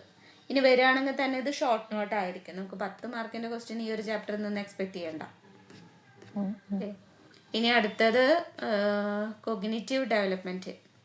ഇതിൽ ഇമ്പോർട്ടൻ്റ് ആയിട്ടുള്ളത് നോക്കട്ടെ കേട്ടോ. ഇനി ഇന്നലെ പിയാഷയുടെ തിയറി ആയിരുന്നു പറഞ്ഞെന്ന് തോന്നുന്നുണ്ട് അല്ലേ.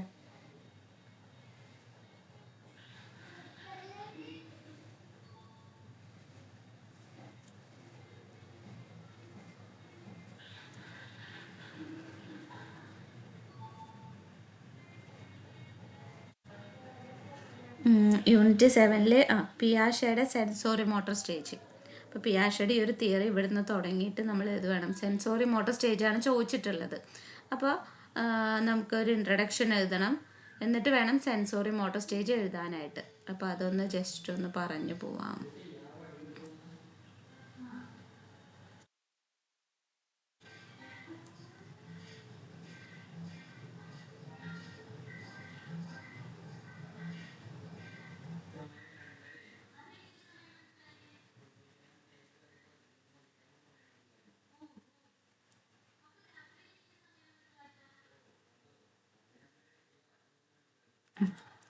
ഇപ്പോൾ പിയാഷെ തിയറി ഓഫ് കോഗ്നിറ്റീവ് ഡെവലപ്മെൻറ്റ്.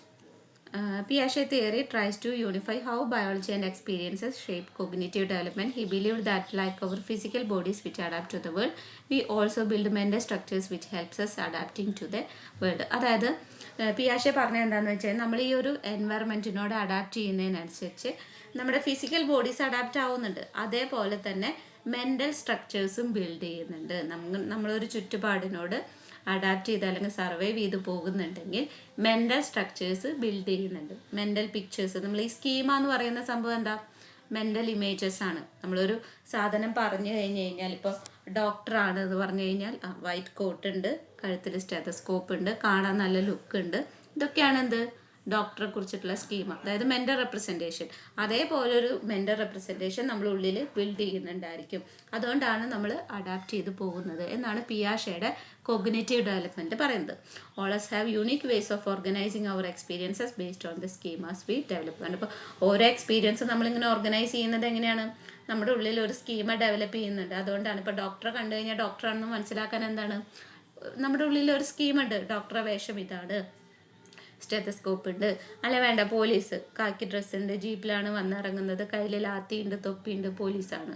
ഇങ്ങനെ ഒരു സ്കീമ ഡെവലപ്പ് ചെയ്യുന്നത് കൊണ്ടാണ് നമ്മൾ നമ്മുടെ എക്സ്പീരിയൻസുകൾ ഓർഗനൈസ് ചെയ്യുന്നത്. Schema is a specific psychological structure which is understood as a organised ways we used to make sense of experiences around us. These are actions and mental representations that change with age. ഇതെന്താണ്?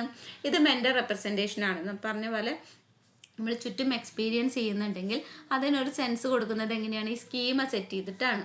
ഇത് ഏജിനനുസരിച്ച് എന്താണ്, മാറിക്കൊണ്ടിരിക്കും. ഇപ്പോൾ ചെറിയ കുട്ടികൾ ഒരു ഒബ്ജക്റ്റിനെ represent ചെയ്ത് വെച്ചിരിക്കുന്ന പോലെ ആയിരിക്കില്ല വലിയ ആൾക്കാർ പറയുന്നത്. അപ്പോൾ അത് ഏജിനനുസരിച്ച് മാറിക്കൊണ്ടിരിക്കും. അക്കോർഡിംഗ് ടു പിയാഷെ, behavioural schemes physical activities involving sensory-motor action patterns characterize infancy, such as sucking, grasping, and mental schemes. Cognitive activities develop in childhood and involving skills such as problem solving, categorization, etc. അപ്പോൾ പിയാഷയുടെ ഒരു തിയറിയിൽ പറയുന്നത് behavioural schemes ഉണ്ട്. അതായത് കുട്ടികളിലാണെങ്കിൽ sucking, ഗ്രാസ്പിങ് എന്നൊക്കെ നടത്തുന്ന അല്ലെങ്കിൽ അതിനൊക്കെ ഹെൽപ്പ് ചെയ്യുന്ന ബിഹേവിയറൽ സ്കീമാസ് ഉണ്ട്. ഇനി മെൻ്റൽ സ്കീമാസ് ഉണ്ട്. അതായത് കൊഗ്നിറ്റീവ് ആക്ടിവിറ്റീസ്, ചൈൽഡ്ഹുഡ് ഒക്കെ ആണെന്നുണ്ടെങ്കിൽ അവർക്കൊരു പ്രോബ്ലം സോൾവിങ് സ്കിൽസ് ഒക്കെ ഡെവലപ്പ് ചെയ്യുന്ന തരത്തിലുള്ള മെൻ്റൽ സ്കീമാസ് ഉണ്ട്. അങ്ങനെ 2 തരത്തിലുള്ള സ്കീമാസ് ആണ് പിയാഷെ പറഞ്ഞിട്ടുള്ളത്. ഇതൊക്കെയാണ് behavioural schemas and mental schemas. ഇനി ഇതിൽ തന്നെ അഡാപ്റ്റേഷൻ, ഓർഗനൈസേഷൻ, അസിമുലേഷൻ എന്നൊക്കെ പറയുന്നുണ്ട്. അത് ജസ്റ്റ് ഒന്ന് സിമ്പിളായിട്ട് ഞാൻ പറഞ്ഞുതരാം, ബാക്കി നിങ്ങൾ നോട്ട് വായിച്ച് മനസ്സിലാക്കണം. അതായത് Piaget discussed 2 processes which are important for the change from sensory-motor to representational schemas, adaptation and organization. അതായത് അഡാപ്റ്റേഷൻ എന്ന് പറയുന്നത് എന്താ? നമ്മൾ എൻവയറമെൻറ്റിനോട് സർവൈവ് ചെയ്ത് അല്ലെങ്കിൽ പൊരുത്തപ്പെട്ടു പോകുക. ഇതിനെയാണ് നമ്മൾ അഡാപ്റ്റേഷൻ എന്ന് പറയുന്നത്. ഫോർ എക്സാമ്പിൾ, നമ്മൾ പുതിയതായിട്ടൊരു സംഭവം കാണുമ്പോൾ അതെന്ത് ചെയ്യും? അത് നമ്മുടെ ഉള്ളിൽ സെറ്റ് ചെയ്യും, സ്കീമയിൽ ഫിറ്റ് ചെയ്യും. അതിനെയാണ് നമ്മൾ അഡാപ്റ്റേഷൻ എന്ന് പറയുന്നത്. സ്കീം എന്താണെന്ന് മനസ്സിലായോ നിങ്ങൾക്ക്? സ്കീം എന്താണെന്ന് ഓക്കെയാണോ? എങ്കിലേ അഡാപ്റ്റേഷൻ പറഞ്ഞിട്ട് കാര്യമുള്ളൂ. ഒന്നുകൂടി പറയോ? സ്കീമ എന്ന് പറയുന്നത് നമ്മുടെ മനസ്സിൽ ഇപ്പോൾ എന്തെങ്കിലും ഒരു ചെറിയൊരു സംഭവം ഉണ്ടായിരിക്കും. അതിനെ നമ്മളൊരു ഐഡിയ ആക്കിയിട്ട് അവിടെ ഫ്രെയിം ചെയ്ത് വെക്കുകയാണ്. ഇപ്പോൾ ഫോർ എക്സാമ്പിൾ ഒരു ഡോഗിനെ എടുക്കാം. ഈ ഡോഗിനെ കുട്ടി എങ്ങനെയാണ് മനസ്സിലാക്കുന്നത്? ബൗ ബൗ എന്നുള്ള സൗണ്ട് ഉണ്ടാക്കും, 4 കാലുണ്ട്, ഒരു വാലുണ്ട്, നന്നായിട്ട് ഓടും. ഇതൊക്കെയാണ് ഈ ഒരു ഡോഗിൻ്റെ സ്കീമ എന്ന് പറയുന്നത്. ഈ പറയുന്ന സംഭവമാണ്. അതൊരു മെൻ്റൽ റെപ്രസെൻറ്റേഷനാണ്. ഓക്കെ ആണോ? മനസ്സിലായോ? സ്കീം എന്താണെന്ന് മനസ്സിലായോ? അപ്പോൾ കുട്ടി അവിടെ സെറ്റ് ചെയ്തു ഫസ്റ്റ്. അപ്പോൾ ഒരു നായനെ കാണുമ്പോൾ ഇതൊക്കെയാണ് നായ എന്നുള്ളത് അവിടെ സെറ്റ് ചെയ്ത് വെച്ചു. ഇതാണ് സ്കീമ. മനസ്സിലായോ?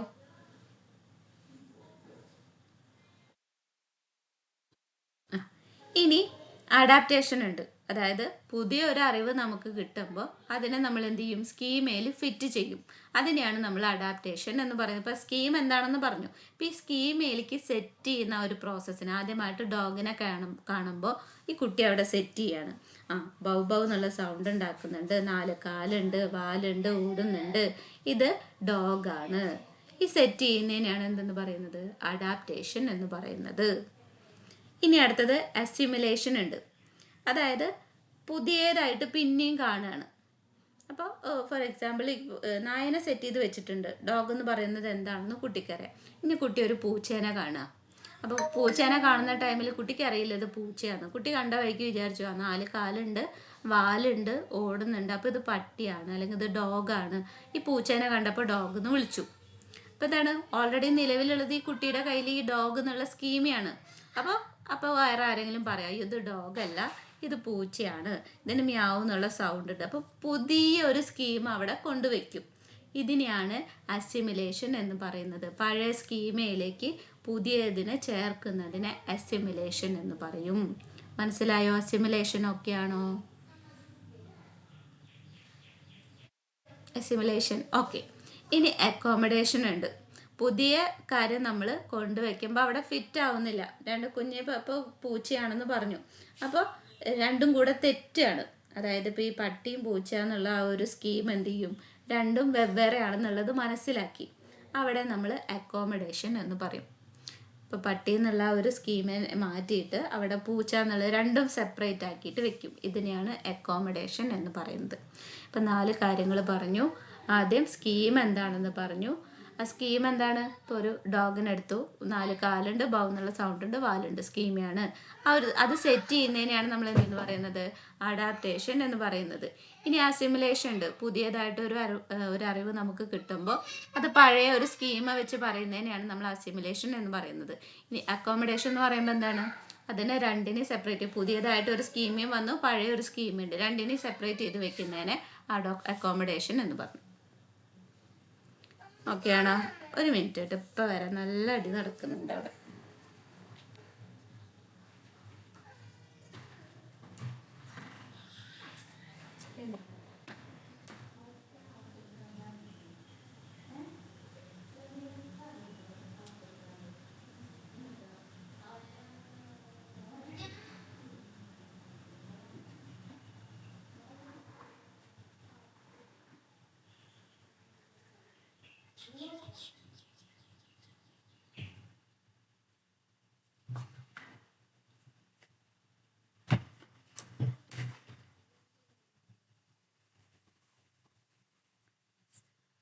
ഇപ്പം ഇതൊക്കെ മനസ്സിലായോ? അക്കോമഡേഷൻ, അസിമുലേഷൻ, അങ്ങനെയുള്ള കാര്യങ്ങളൊക്കെ ഓക്കെയാണോ?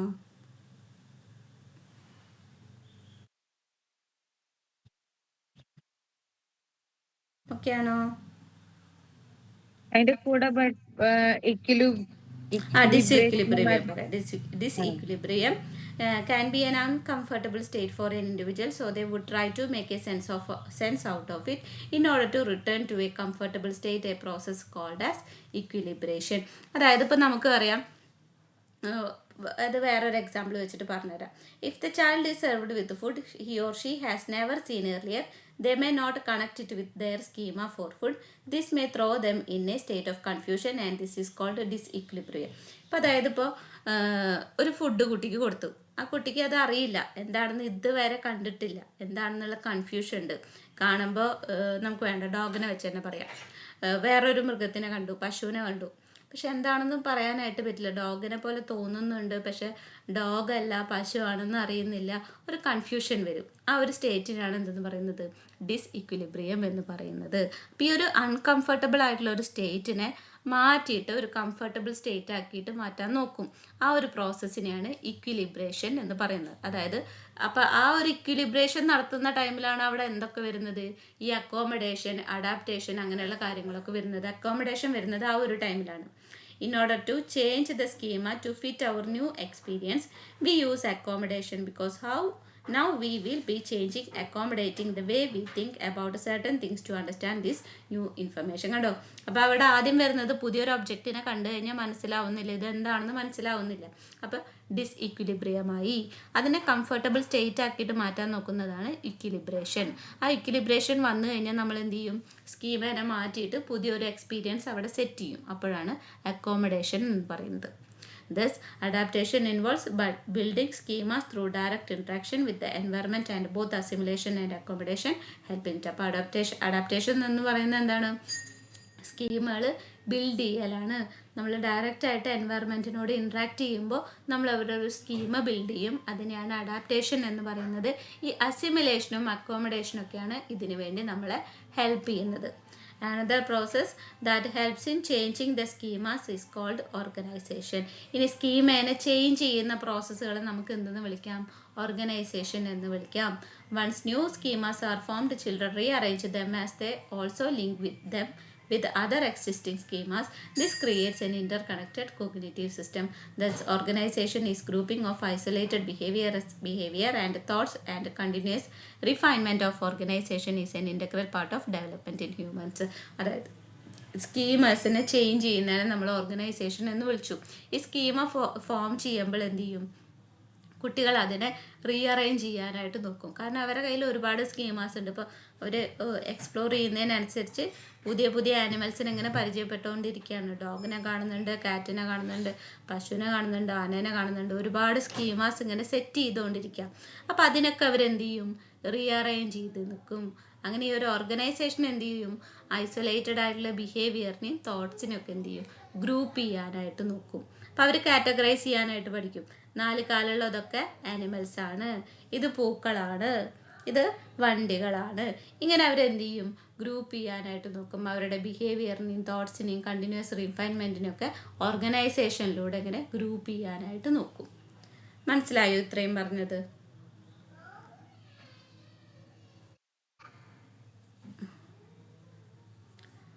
ഓക്കെ ആണോ?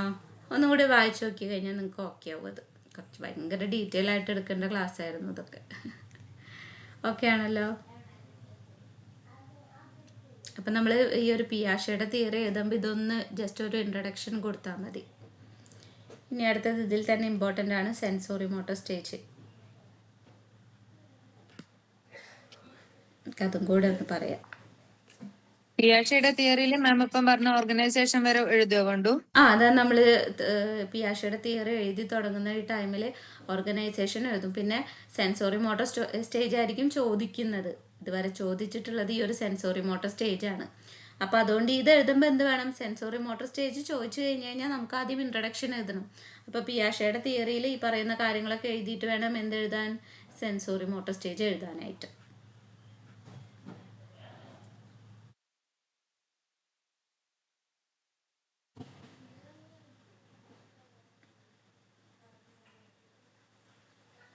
ഒരു മിനിറ്റ് വെള്ളം കുടിക്കട്ടെ.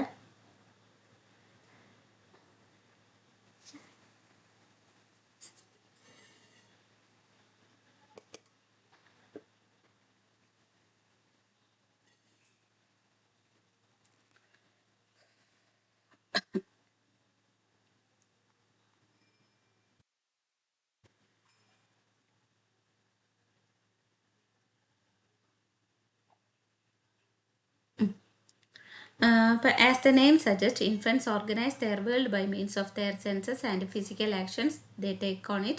Piaget divided this stage further into 6 substages. അപ്പോൾ 6 substages ആക്കിയിട്ടാണ് സെൻസോറി മോട്ടോർ സ്റ്റേജ് ഡിവൈഡ് ചെയ്തിട്ടുള്ളത്. പിയാഷെ which points at 4 basic trends in development. 4 കാര്യങ്ങളാണ് ഡെവലപ്മെൻറ്റിലെ മെയിനായിട്ട് ഈ തിയറീസിലൂടെ അല്ലെങ്കിൽ ഈ സ്റ്റേജസിലൂടെ പറയുന്നത്. Moving from reflexes to goal directed activity. അപ്പോൾ റിഫ്ലക്സിൽ നിന്ന് തുടങ്ങി പിന്നെ ഗോൾ ഡയറക്റ്റഡ് ആയിട്ടുള്ള ആക്ടിവിറ്റി ആവും. ഫോർ എക്സാമ്പിൾ എന്താ? റിഫ്ലക്സ് എന്ന് പറയുമ്പോൾ ഒരാൾ കവിള് തൊട്ട് കഴിഞ്ഞാൽ ആ ഒരു ഡയറക്ഷനിലോട്ട് തിരിയുന്നത് റിഫ്ലക്സാണ്.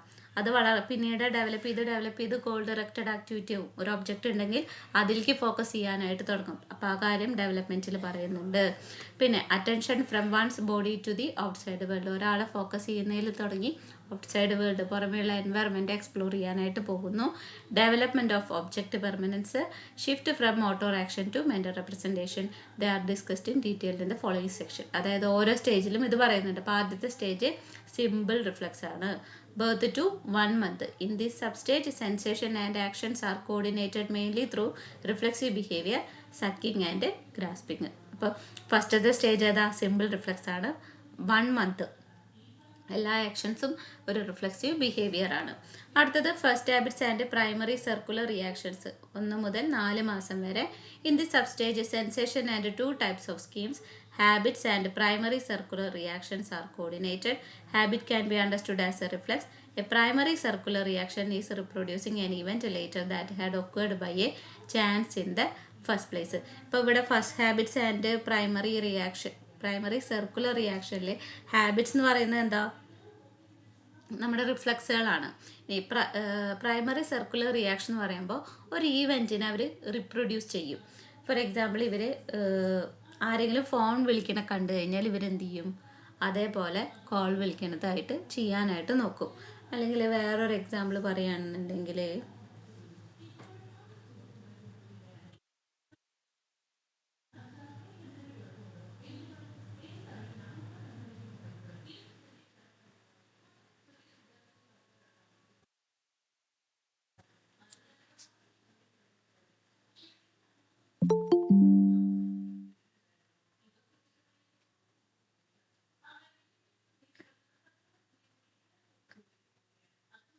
ഇപ്പോൾ പ്രൈമറി സർക്കുലർ റിയാക്ഷൻ എന്ന് പറയുമ്പോൾ എന്താ 1 to 4 months ആണെന്ന് പറഞ്ഞു. അതായത് നമ്മൾ ചെയ്യുന്ന പ്രവൃത്തികൾ അവർ വീണ്ടും വീണ്ടും റിപ്പീറ്റ് അടിച്ചിട്ട് ചെയ്യും. ഇപ്പോൾ ഇപ്പോൾ ടോയ്സൊക്കെ കളിപ്പാട്ടൊക്കെ എടുത്തു കഴിഞ്ഞാൽ അവരത് കൈ കൊണ്ട് തട്ടി കളിക്കും, പിന്നെ അത് വായയിൽ വെക്കും. അപ്പോൾ അവർക്ക് എന്താണ്, അവർക്ക് അത് എൻജോയ്മെൻറ്റ് തോന്നും. ഇവർ ഈ ഒരു കാര്യം ചെയ്യുമ്പോൾ അവർക്ക് തന്നെത്താനെ അവർ ചിരിക്കുന്നതൊക്കെ ആയിട്ട് കാണാം. അപ്പോൾ ഇവർ ആദ്യമായിട്ട് ഈ ചെയ്യുന്ന ഒരു ആക്ടിവിറ്റീനെ അവർ പിന്നെയും പിന്നെയും ചെയ്തുകൊണ്ടിരിക്കും. ഇതാണ് ഈ പ്രൈമറി സർക്കുലർ റിയാക്ഷനിലൂടെ പറയുന്നത്. ഇപ്പോൾ ഫസ്റ്റ് ഹാബിറ്റ്സ് എന്ന് പറയുമ്പോൾ റിഫ്ലക്സ് ആണ്. പ്രൈമറി സർക്കുലർ റിയാക്ഷൻ എന്ന് പറയുന്നത് ഇതാണ്. അതായത് ഇവരൊരു ഈവൻറ്റിനെ റിപ്രൊഡ്യൂസ് ചെയ്തുകൊണ്ടിരിക്കുക. ഇപ്പോൾ ഒരു ടോയ് തട്ടി കളിക്കുകയാണെന്നുണ്ടെങ്കിൽ അത് പിന്നെയും പിന്നെയും തട്ടുക, അല്ലെങ്കിൽ വായലിട്ടിട്ടാണ് അവർ ഹാപ്പിനെസ് കിട്ടുന്നത് വെച്ചെങ്കിൽ ആ ഒരു ആക്ടിവിറ്റി അവർ പിന്നെയും പിന്നെയും ചെയ്തുകൊണ്ടിരിക്കും. സ്വയം അവരതിനെ ചിരിക്കും. അതാണ് ഈ ഒരു പ്രൈമറി സർക്കുലർ റിയാക്ഷൻ. ഇനി അടുത്തത് സെക്കൻഡറി സർക്കുലർ റിയാക്ഷൻ ഉണ്ട്. Secondary circular reaction. Infants become object oriented by this substage. They may improve their skill of sitting up, reaching for an object and manipulating it. Their motor achievements support their secondary circular reaction and they try to repeat interesting events around them. അതായത് ഏതെങ്കിലും ഒരു object എടുക്കാനായിട്ട് പോവുക, അത് secondary circular റിയാക്ഷനിൽ കാണിക്കുന്നതാണ്. ആ ഒരു object കിട്ടാനായിട്ട് അവർ അതിൻ്റെ പിന്നാലെ പോവും. അപ്പോൾ ആ ഒരു ഇതിൽ ഇൻട്രസ്റ്റ് തോന്നിക്കഴിഞ്ഞാൽ എന്ത് ചെയ്യും, ആ ഒരു ആക്ടിവിറ്റി അവർ റിപ്പീറ്റ് ചെയ്യും. ഇനി അടുത്തത് coordination of secondary circular reaction. 8 to 12 months ആണ്. Eye and hand coordination is an important aspect of this substage. Infants combine and recombine schemes that they have learned earlier in a much more coordinated way. In this substage, they also have object permanence, understanding that the object exists even when it is out of sight has begun. അതായത് object permanence start ചെയ്യുന്നത്. പിന്നെ അത് മാത്രമല്ല, കണ്ണ് അതുപോലെ തന്നെ കൈയും രണ്ടും കോർഡിനേറ്റ് ചെയ്യാനായിട്ട് പറ്റും. ഇപ്പോൾ ഒരു ഒബ്ജക്റ്റ് മൂവ് ചെയ്യുന്നുണ്ടെങ്കിൽ അതിൻ്റെ ആ ഒരു സ്ഥലത്തേക്ക് കണ്ണ് എത്തിക്കാനും അതേപോലെ തന്നെ കൈ കൊണ്ട് അത് പിടിക്കാനായിട്ടും പറ്റും. ഇതാണ് coordination of secondary circular reaction. പിന്നെ അതുപോലെ തന്നെ ഒബ്ജക്റ്റ് പെർമനൻസ്. ഇപ്പോൾ അമ്മ പുറത്തേക്ക് പോയി കഴിഞ്ഞ് കഴിഞ്ഞാൽ അമ്മ ഇല്ല എന്നുള്ളത് അവർക്ക് തോന്നുന്നില്ല. ഇപ്പോൾ കാണാതെയാണ്, അല്ലെങ്കിൽ ഇപ്പോൾ ഇവിടെ അടുത്തില്ലാതാണ്, എനിക്ക് കാണാതെയാണെന്നുള്ളൊരു തിരിച്ചറിവുണ്ടായിരിക്കും. അതിനെയാണ് ഒബ്ജക്റ്റ് പെർമനൻസ് എന്ന് പറയുന്നത്. ഫോർ എക്സാമ്പിൾ, ഇപ്പോൾ ഒരു ടോയ് എടുത്തിട്ട് എന്തിൻ്റെങ്കിലും പിന്നിൽ ഒളിപ്പിച്ച് വെച്ച് കഴിഞ്ഞാൽ അവർക്ക് മനസ്സിലാവും അത് അവിടെ ഒളിപ്പിച്ച് വെച്ചിട്ടാണ്, അല്ലെങ്കിൽ ആ ഒരു ടോയ് ഇല്ലാതായിട്ടില്ല. അതിനെ അവർ പോയിട്ട് അവിടെ എത്തിയിട്ട് കണ്ടെത്താനായിട്ട് നോക്കും. ഇതിനെയാണ് ഒബ്ജക്റ്റ് പെർമനൻസ് എന്ന് പറയുന്നത്. ഇത്രയും മനസ്സിലായോ? ഓക്കെ, മനസ്സിലാവുന്നുണ്ടോ?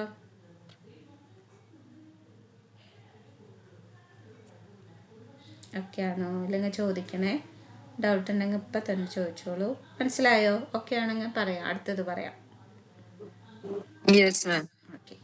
ഇനി അടുത്തത് tertiary circular reaction. 12 to 18 months ആണ്. This stage marks the beginning of human curiosity and novelty. The exploratory approach of this sub stage also makes dum better problem solver. ഇതെന്താണ്, കുറച്ചുകൂടി പ്രോബ്ലം സോൾവിങ് ആയിട്ടുള്ള ആക്ടിവിറ്റിയാണ്. ഭയങ്കര ക്യൂരിയോസിറ്റി ഉണ്ടായിരിക്കും. ഇപ്പോൾ ഇവർക്കൊരു ഒബ്ജക്റ്റ് കാണാതായില്ലെങ്കിൽ അതിനെ പോയി എടുക്കുക, അല്ലെങ്കിൽ എന്തെങ്കിലും ഒരു സാധനം നാശമായി കഴിഞ്ഞാൽ അവർ അതേപോലെ വെക്കാനായിട്ട് നോക്കുക. ഇതൊക്കെ ഈ ഒരു ടെർഷ്യറി സർക്കുലർ റിയാക്ഷനിൽ ഉണ്ടായിരിക്കും. അതായത് 12 to 18 months വരെ. ഇനി ഇന്റേണലൈസേഷൻ of schemas 18 to 24 months. By the final sensory motor substage, infants develop their ability to use symbols, an internalized sensory image that represents an event. They can also solve invisible displacement problems, finding a toy that was moved when out of sight. The ability to remember and to copy behavior of models not present can also be seen during this substage, paving way for make-believe play known as deferred imitation. എന്താണ്, invisible displacement problems. അതായത് ഇപ്പോൾ ഒരു toy കാണാതായി കഴിഞ്ഞാൽ അവരത് പോയിട്ട് കണ്ടെത്തും. പിന്നെ copy and behaviour of models not present. ഇപ്പോൾ ഇവർ അച്ഛനമ്മമാരൊക്കെ ഫോണിൽ സംസാരിക്കുന്നത് കണ്ടു കഴിഞ്ഞാൽ ഇവർ അതേപോലെ എന്തെങ്കിലും ഒരു ടോയ് എടുത്തിട്ട് ഇവർ അതേപോലെ സംസാരിക്കാനായിട്ട് നോക്കും. പിന്നെ അതുപോലെ തന്നെ paving way for make believe play known as deferred imitation. ഇപ്പോൾ അച്ഛൻ വർത്താനം പറയുന്ന പോലെയൊക്കെ വർത്താനം പറയും. ഇതൊക്കെ ഇവരിൽ കാണും. ഇതാണ് ലാസ്റ്റ് സബ് സ്റ്റേജിൽ പറയുന്നത്, ഇന്റേണലൈസേഷൻ ഓഫ് സ്കീമാസ്. ഓക്കെ ആണോ?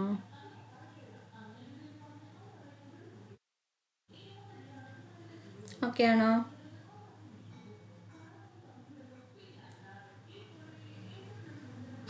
ഡിഫേർഡ് ഇമിറ്റേഷൻസ് ഒക്കെ മനസ്സിലായോ? ഓക്കെ ആണോ? ഡിഫേർഡ് ഇമിറ്റേഷൻ എന്താണെന്ന് മനസ്സിലായോ? ഒന്നുകൂടി പറയണോ ഡിഫേർഡ് ഇമിറ്റേഷൻ?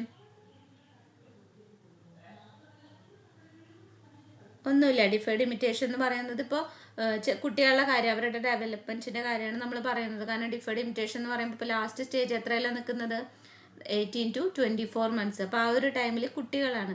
അപ്പോൾ അവർ ഒരു ആക്ടിവിറ്റി, ഇപ്പോൾ അച്ഛനോ അമ്മയോ ചെയ്യുന്ന ഒരു ആക്ടിവിറ്റി അവർ നോക്കിക്കാണും. കുറച്ച് കഴിഞ്ഞാൽ എന്ത് ചെയ്യും, ഇവർ ഇതേ ഒരു ആക്ടിവിറ്റി ഇവർ തന്നെ ചെയ്തുകൊണ്ടിരിക്കും. ഫോർ എക്സാമ്പിൾ ഇപ്പോൾ കുട്ടിക്ക് പാല് കൊടുക്കുന്നത്, അമ്മ കൊടുക്കുന്നത് കണ്ട്, അല്ലെങ്കിൽ സ്വയമായിട്ട് പാല് തരുന്ന അമ്മ തരുന്നത് കണ്ടു കഴിഞ്ഞാൽ എന്ത് ചെയ്യും, ടോയിനെടുത്തിട്ട് പാവേനെടുത്തിട്ട് ഇതേപോലെ പാല് കൊടുക്കുന്നത് കാണിക്കും.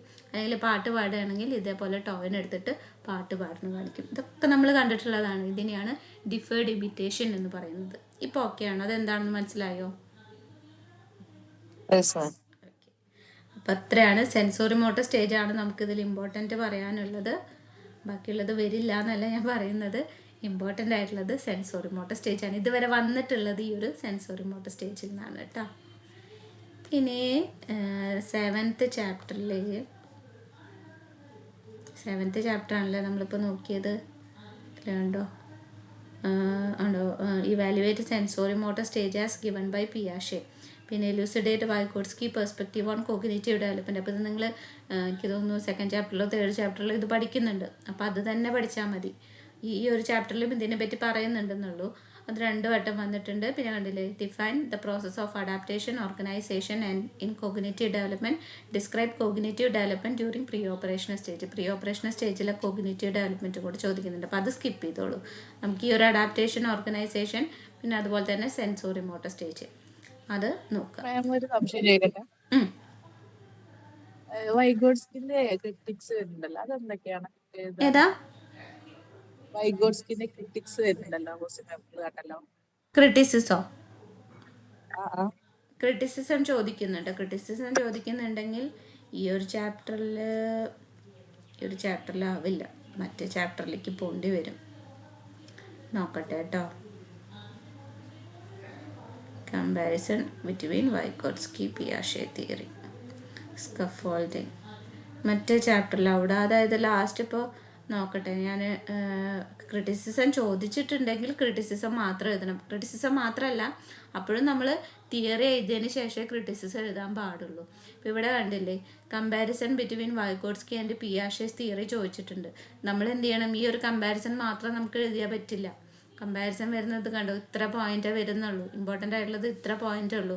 നമ്മൾ എന്ത് ചെയ്യണം, ആദ്യം വൈഗോട്സ്കിയുടെയും പിയാഷെയുടെയും തിയറീസ് കുറച്ചേശം എഴുതിയിട്ട് വേണം എന്ത് ചെയ്യാനായിട്ട്, കമ്പാരിസൺ എഴുതാനായിട്ട്.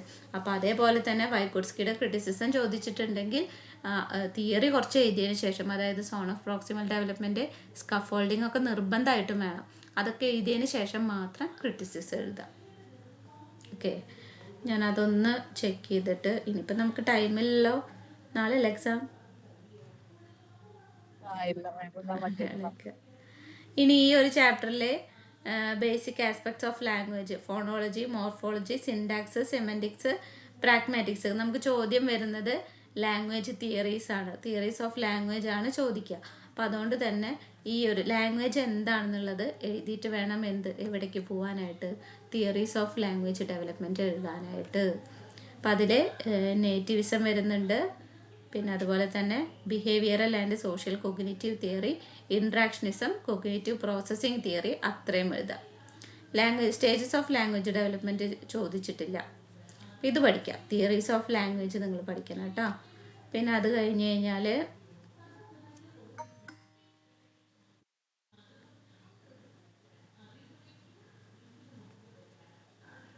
9th ചാപ്റ്ററിൽ ഇമ്പോർട്ടൻ്റ് ആയിട്ടുള്ളത് മോറൽ ഡെവലപ്മെൻറ്റ്, കോൾബർഗിൻ്റെ മോറൽ ഡെവലപ്മെൻറ്റ് ഇമ്പോർട്ടൻ്റ് ആണ്.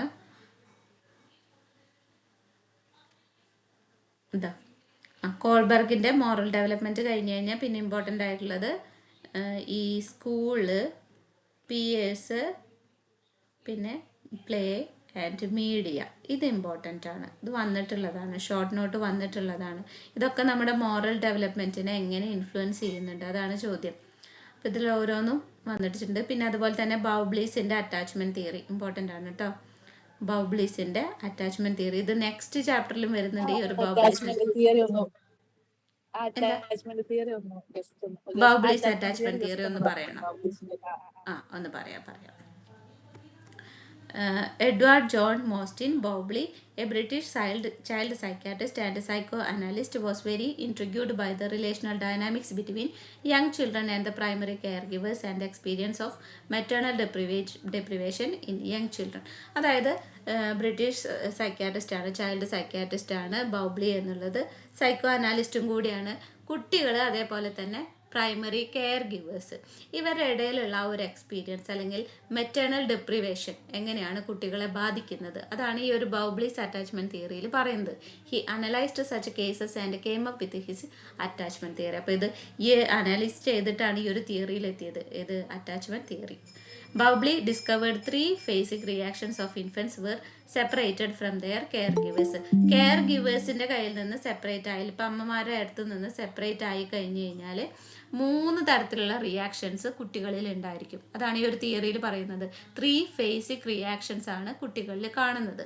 The initial face, protest the infant panics and cries strategically in order to undo the breaking of the bond. അപ്പോൾ ഫസ്റ്റത്തെ സ്റ്റേജിൽ എങ്ങനെയാണ് കാണിക്കുന്നത്?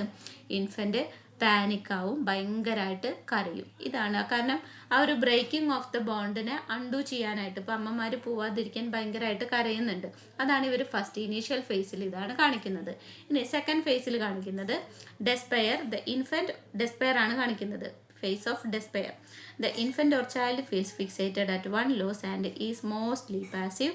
After some time passes, the child moves on to a state of detachment, wherein the child starts developing some interest in other caregivers and the new environment. എന്താണ്? Face of despair ആണ് second ഫേസിൽ വരുന്നത്. അതായത് first ഈ ഒരു loss വരുമ്പോൾ ഇവരെന്താവും? അതിനോട് ഫിക്സേറ്റഡ് ആവും, പാസീവ് ആയിരിക്കും. ഇപ്പം അമ്മ പുറത്ത് പോയി കുറച്ച് നേരത്തേക്ക് ഭയങ്കരമായിട്ട് ശോകത്തിലിരുന്നു. ആഫ്റ്റർ സം ടൈം പാസസ്, കുറച്ച് സമയം കഴിഞ്ഞ് കഴിഞ്ഞാൽ എന്ത് ചെയ്യും? ഇവർ സ്റ്റേജസ് ഓഫ് ഡിറ്റാച്ച്മെൻറ്റിലോട്ട് പോവാണ്. അമ്മേനെക്കുറിച്ചുള്ള ഓർമ്മകളൊക്കെ പോയി ഡിറ്റാച്ച്മെൻറ്റ് സ്റ്റേജിലോട്ട് വന്നു. where the child starts developing some interest in other caregivers and the new environment. അപ്പോൾ കുട്ടീനെ നോക്കാൻ വേറെ ആരെങ്കിലും ഒരു കെയർ ഗിവർ ഉണ്ടായിരിക്കും. അപ്പോൾ ആളുടെ അടുത്തേക്ക് പോയി പുതിയ എൻവയറമെൻറ്റിലോട്ട് അവർ സെറ്റായി. ഇതാണ് എന്ത് സെക്കൻഡ് ഫേസിൽ നടക്കുന്നത്, അതായത് ഫേസ് ഓഫ് ഡെസ്പയർ. ഓക്കെ ആണോ? ഈ ബൗബ്ലീസ് claim his own came to the conclusion that attachment plays a key role in nurturing and healthy development of young children. അപ്പോൾ ബൗബ്ലിയുടെ ഈ ഒരു തിയറിയിൽ പറയുന്നത് എന്താണെന്ന് വെച്ച് കഴിഞ്ഞാൽ കുട്ടികൾക്ക് ഒരു ഹെൽത്തി ഡെവലപ്മെൻറ്റ് അല്ലെങ്കിൽ നർച്ചറിങ് ഒക്കെ ഉണ്ടാവുന്നുണ്ടെങ്കിൽ ഇതിലെ അറ്റാച്ച്മെൻറ്റ് ഭയങ്കര ഇമ്പോർട്ടൻ്റ് ആണ്. അതായത് പ്രൈമറി കെയർ ഗിവേഴ്സ് ആയിട്ടുള്ള ഒരു അറ്റാച്ച്മെൻറ്റ് ഹെൽത്തി ഡെവലപ്മെൻറ്റ് അല്ലെങ്കിൽ നർച്ചറിങ് കുട്ടികൾക്ക് പ്രൊവൈഡ് ചെയ്യുന്നുണ്ട്. ഹാർലോയുടെ തിയറി പറയുന്നുണ്ട്. Harlow conducted important experiments with rhesus monkeys that had been separated from their biological mothers. Harlow experiment നടത്തിയത് റീസസ് മങ്കീസിനെ വെച്ചിട്ടാണ്. അവരുടെ ബയോളജിക്കൽ മദേഴ്സിൽ നിന്ന് അവരെ സെപ്പറേറ്റ് ആക്കി. The young monkeys were provided with surrogate mothers made of wire mesh. Few were covered with a soft cloth and some were just plain wired skeletons of the mesh. അവരെന്ത് ചെയ്തു? 2 അമ്മമാരെ കൊടുത്തു, സരോഗേറ്റ് ആയിട്ടുള്ള മദേഴ്സിനെ കൊടുത്തു. ഒന്നെന്താണ്? വയറ് കൊണ്ട് ഇങ്ങനെ ചിറ്റി വെച്ചിട്ടുള്ള ഒരു അമ്മയാണ്. ഒന്ന് സോഫ്റ്റ് ക്ലോത്ത് കൊണ്ട് ചുറ്റിയിട്ടുള്ള ഒരു അമ്മ. അങ്ങനെ 2 തരത്തിലുള്ള അമ്മകളാക്കിയിട്ട് ഇങ്ങനെ ഗ്രൂപ്പുകളാക്കിയിട്ട് കൊടുത്തേക്കാണ്. The young monkeys were fed by bottles mounted on both the surrogate mothers. 2 surrogate മദേഴ്സും പാല് കൊടുക്കുന്നുണ്ട്. ബോട്ടിൽ പാല് സെറ്റ് ചെയ്ത് വെച്ചിട്ടുണ്ട്. ഈ മങ്കീസൊക്കെ അതിൽ നിന്ന് കുടിക്കുന്നുണ്ട്. Harlow did a series of experiments using this design. In one of the experiment 4 monkeys were fed by wired mother and 4 were fed by cloth mother. അപ്പോൾ 8 എണ്ണത്തിന് എടുത്തിട്ടുണ്ട്. 4 എണ്ണത്തിൻ്റെ വയേർഡ് മദറിൻ്റെ അടുത്ത് എത്തിയേക്കാണ്. ബാക്കി 4 എണ്ണത്തിന് ക്ലോത്ത് മദർ, സോഫ്റ്റ് ക്ലോത്ത് കൊണ്ട് ഉണ്ടാക്കിയുള്ള mother. The outcome was measured in the amount of time of monkey spend with the respective mothers. അപ്പോൾ ഇവിടെ അനലൈസ് ചെയ്തത് എങ്ങനെയാണ്? അവർ ഏത് അമ്മയുടെ അടുത്താണ് കൂടുതൽ ടൈം ചെലവഴിക്കുന്നത്, അതിൽ നിന്നാണ് ഈ ഒരു കാര്യം മെഷർ ചെയ്തത്. Both groups spend about 15 hours with the cloth mother and less than 2 hours with wired mother. അപ്പോൾ 2 സെറ്റ് മങ്കീസും 15 മണിക്കൂറിൽ കൂടുതൽ ഈ ഒരു ക്ലോത്ത് മദറിൻ്റെ അടുത്ത് ചെലവഴിച്ചു. വളരെ 2 മണിക്കൂറിൽ കുറവ് മാത്രമാണ് വയേർഡ് മദറിൻ്റെ അടുത്ത് ചെലവഴിച്ചത്. Irrespective of which mother fed dum milk. അപ്പോൾ 2 അമ്മമാരും പാല് കൊടുത്തിട്ടുണ്ട്. പക്ഷെ എന്ത് ചെയ്തു? ഈ ഒരു സോഫ്റ്റ് ക്ലോത്തിൻ്റെ അടുത്താണ് കൂടുതലായിട്ട് ചെലവഴിച്ചത്. അപ്പോൾ ഇതിൽ നിന്ന് എന്താണ് മനസ്സിലാക്കിയത്? ആ കൊടുക്കുന്ന ആ ഒരു കെയർ, ആ കെയറിനെയാണ് ഇവർ ഇഷ്ടപ്പെട്ടത്. അല്ലാതെ രണ്ടമ്മമാരും പാല് തരുന്നുണ്ട്. അപ്പം അതിനല്ലേ ഇവർക്ക് ഇഷ്ടപ്പെട്ടത് എന്തിനാണ്? ആ കൊടുക്കുന്ന ആ ഒരു കെയറിനെയും സപ്പോർട്ടിനെയും. അപ്പോൾ ഇതിൽ നിന്നാണ് ഈ അറ്റാച്ച്മെൻറ്റ് തിയറി ഇതിൽ നിന്നാണ് കണ്ടെത്തിയത്. അപ്പോൾ വേണ്ടത് ഇൻഫൻസിനായാലും ഏത് സ്പീഷീസിനായാലും വേണ്ടത് ഈ ഒരു കെയറും സപ്പോർട്ടുമാണ്. അങ്ങനെയാണ് ബൗബ്ലിയുടെ ഒരു അറ്റാച്ച്മെൻറ്റ് തിയറി വന്നത്. ഹാർലോയുടെ എക്സ്പെരിമെൻറ്റും കൂടെ ഇൻഫ്ലുവൻസ്ഡ് ആയിട്ടാണ് ഈ ഒരു തിയറി കൊണ്ടുവന്നിട്ടുള്ളത്. ഓക്കെ ആണോ? ഇപ്പോൾ മനസ്സിലായോ അത്? Okay okay okay. ഇനി അപ്പോൾ ആ ഒരു ചാപ്റ്ററിൽ അങ്ങനെ വരുന്നത് സ്കൂൾ PS പ്ലേ അതൊക്കെ ഷോർട്ട് നോട്ടായിട്ട് വരും, ജസ്റ്റ് ഒന്ന് നോക്കുക. പിന്നെ emotional development and emotional relationships ഈ ഒരു ചാപ്റ്ററിൽ ഇമ്പോർട്ടൻറ്റ്. ഒരു മിനിറ്റ്. യൂണിറ്റ് 10 ഇമ്പോർട്ടൻറ്റ് ഇതേ ബൗബ്ലീസിൻ്റെ ഐൻസ്വർത്തിൻ്റെ ഒക്കെ തിയറി ഇതിൽ വരുന്നുണ്ട് കേട്ടോ. അപ്പോൾ അത് നോക്കുക. അതെവിടെ ഉണ്ടോ? ബൗബ്ലീസിൻ്റെ അറ്റാച്ച്മെൻറ്റ് തിയറി. അപ്പോൾ ഇതിൽ 2 ചാപ്റ്ററിലെയും കൂടെ എഴുതുക. ഹാർലോയുടെ എക്സ്പെരിമെൻ്റ് ഒക്കെ എഴുതുക കേട്ടോ. കോണ്ടാക്ട് കംഫർട്ട് അതാണ് ഹാർലോൻ്റെ എക്സ്പെരിമെൻറ്റ്. പിന്നെ ഇവിടെ പറയുന്നുണ്ട് കോണ്ടാക്ട് കംഫർട്ട്. ആ റീസസ് മങ്കീസിൻ്റെ എക്സ്പെരിമെൻറ്റ് അവിടെ പഠിച്ചത് ഇവിടെ എഴുതിയാലും മതി. പിന്നെ ഐൻസ്വർത്തിൻ്റെ സ്ട്രേഞ്ച് സിറ്റുവേഷൻ ടെസ്റ്റ്, ഐൻസ്വർത്തിൻ്റെ തിയറി ഇമ്പോർട്ടൻ്റ് ആണ്, അത് പഠിക്കണം. പിന്നെ സെപ്പറേഷൻ ആൻഡ് സ്ട്രേഞ്ചർ ആങ്സൈറ്റി ഇത് പഠിക്കേണ്ടതാണ് കേട്ടോ, വന്നിട്ടുള്ള ക്വസ്റ്റ്യൻ ആണ്. അപ്പോൾ അത് ഈ ഒരു ക്വസ്റ്റ്യൻ വന്നിട്ടുള്ളത് സെപ്പറേഷൻ ആങ്സൈറ്റി, സ്ട്രേഞ്ചർ ആങ്സൈറ്റി, പിന്നെ അതുപോലെ തന്നെ അറ്റാച്ച്മെൻറ്റ് തിയറി, ബൗബ്ലിയുടെ അറ്റാച്ച്മെൻറ്റ് തിയറി രണ്ടും കൂടെ ചോദിച്ചിട്ടുണ്ട്.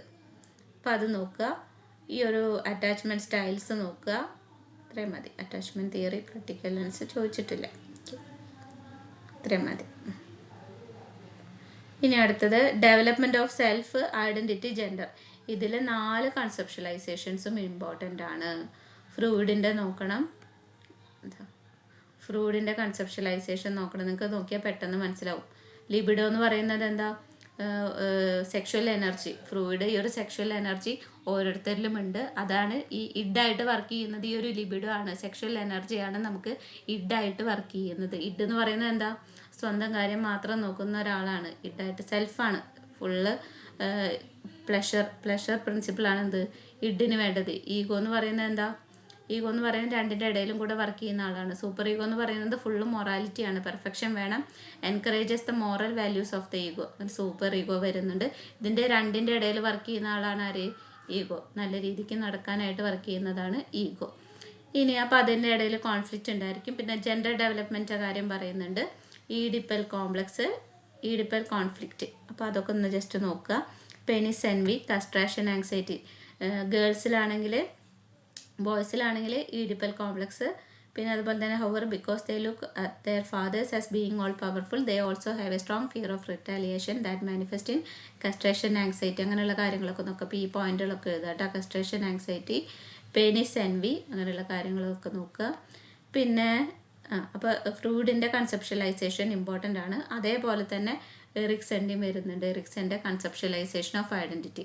പിന്നെ ഇന്ന് ഏറ്റവും കൂടെ ഒരാൾ ഗ്രൂപ്പിൽ ചോദിക്കുന്നത് കണ്ടു, സെക്കൻഡ് ചാപ്റ്ററിലെ തിയറി തന്നെയാണോ ഇത് എന്നുള്ളത്. രണ്ടും വ്യത്യാസമുണ്ട്. തിയറി ഒക്കെ ഓക്കെയാണ്, പക്ഷേ ഇതിൽ ഐഡൻറ്റിറ്റി മാത്രം, സെൽഫ് ഐഡൻറ്റിറ്റി, അതിനെ പറ്റിയിട്ടാണ് പറയുന്നത് കണ്ടോ.